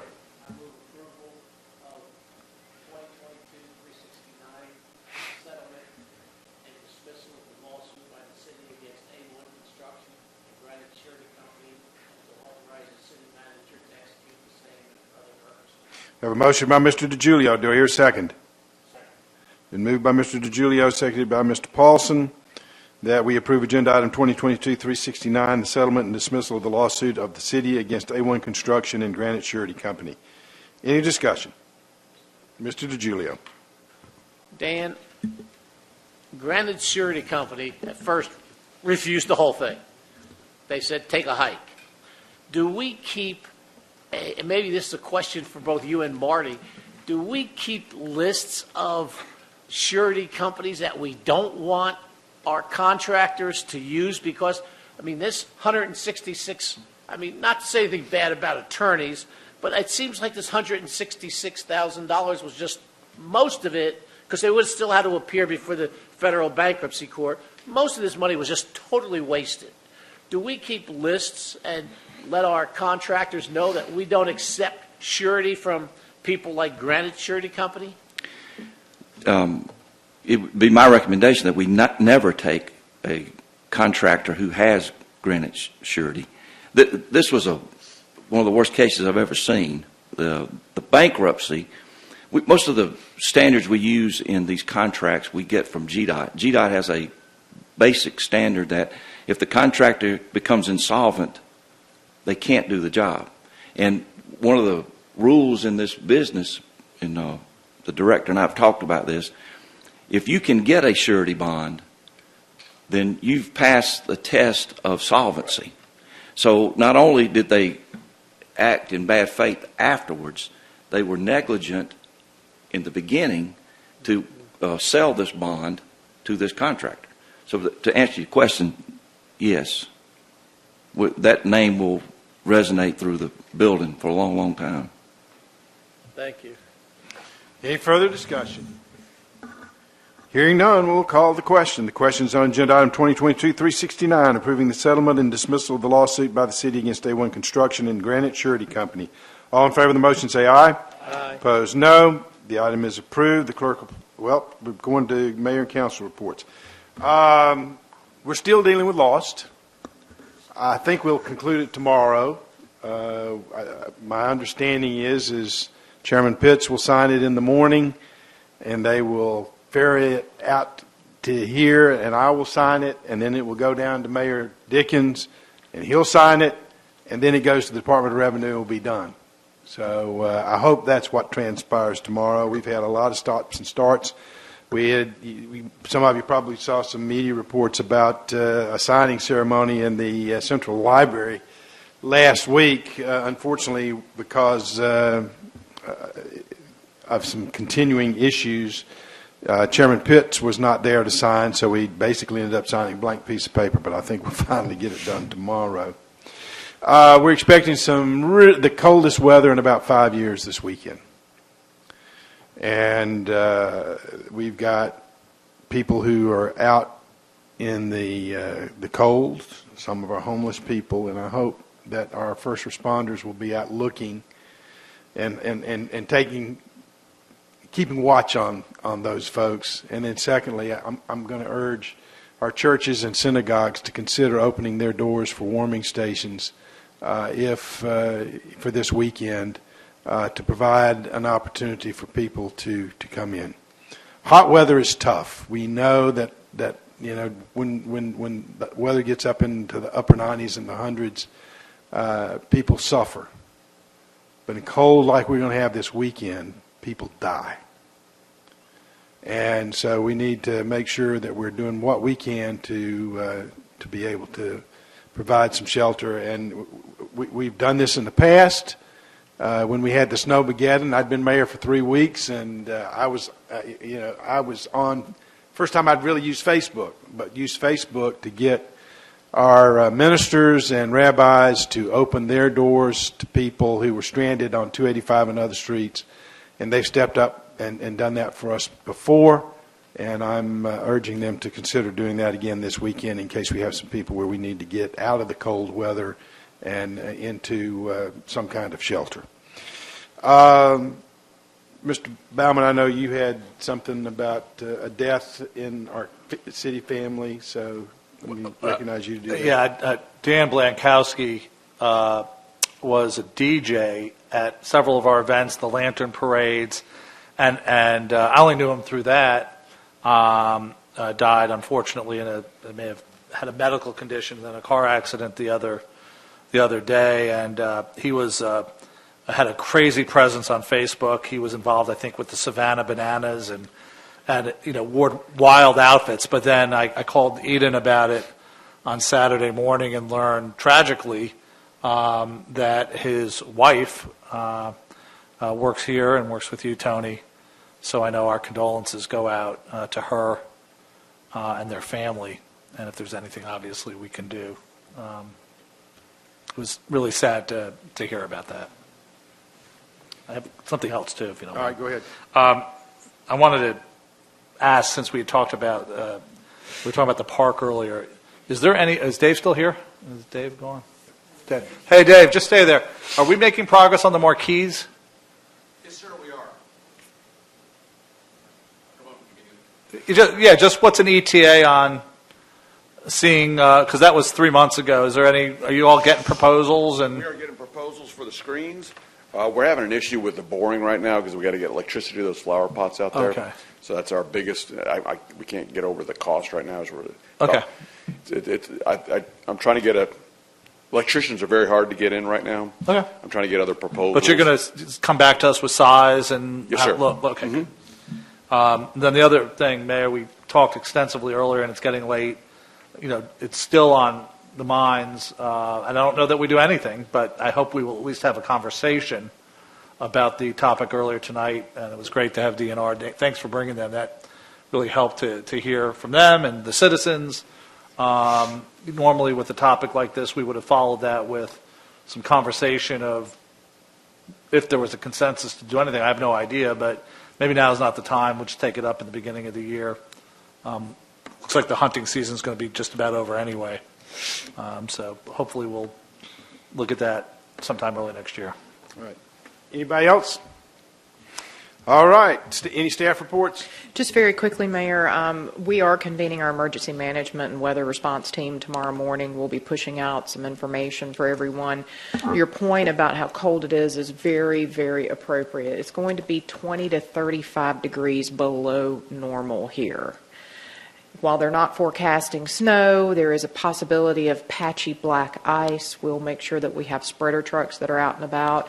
But one thing to remind people, if you have the ability to put the little sock covers on your outdoor faucets, I strongly recommend you do that because you really do not want to have a burst water pipe from that. Personally, I have to do that tomorrow at my house. So we'll be getting some additional information for y'all to share with your social media, and of course we'll be promoting it on the city's social media to help folks plan and prepare. Anything else? All right. We need a executive session for the purpose of litigation and real estate. Is there a motion to move into executive session? Mayor Paul. Mr. Paulson. I move we suspend regular order and move into executive session for the purposes of litigation and real estate. Have a motion by Mr. Paulson. Do I hear a second? Been moved by Mr. Paulson, seconded by Mr. DiGiulio, that we suspend regular order and move into executive session. Is there any discussion? Hearing none, we'll call the question. The question's on the move to executive session. All in favor of the motion say aye. Opposed, no. We are in executive session. As is our normal process, we'll have no further business tonight. We'll simply come back and adjourn our meeting once we're through with the executive session. Thank you.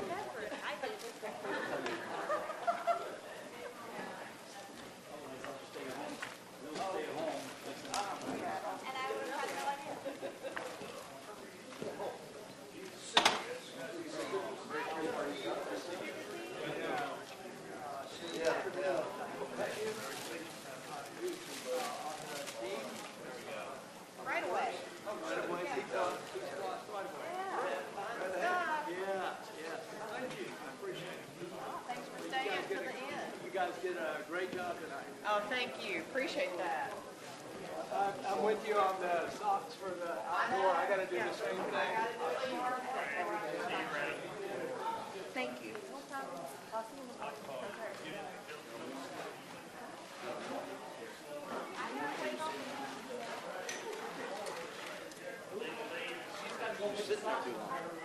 I know.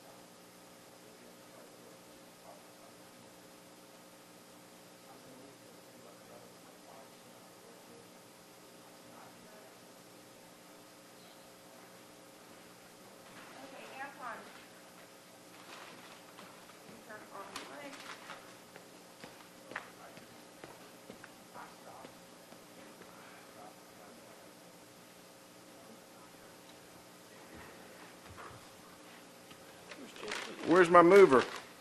Mr. Paulson.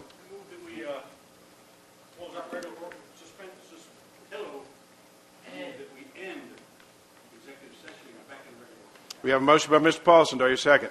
Moved by Mr. Paulson, seconded by Mr. DiGiulio, that we reconvene into regular session. Any discussion? All in favor of the motion say aye. Aye. Opposed, no. We are in regular session. Mr. DiGiulio. Mr. DiGiulio moves adjournment. It's been moved by Mr. DiGiulio, seconded by Mr. Paulson. All in favor of the motion say aye. Opposed, no. We are adjourned at 9:21. Merry Christmas to everybody.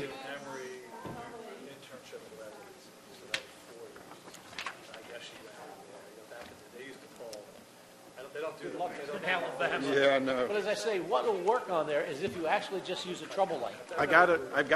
I'm sure you got a dozen of them. Yeah. Yeah, just a trouble light, just a bulb in there. Yeah. Any incandescent bulb. Matter of fact, I would do two differently, because if one goes out, then you got a second. I've only got one fixture under there. Oh, you've already got a light fixture? Yeah. Just have your nephew turn it on. That's what I'm going to do. I'm going to call my sister because I'm attached to her water line, so.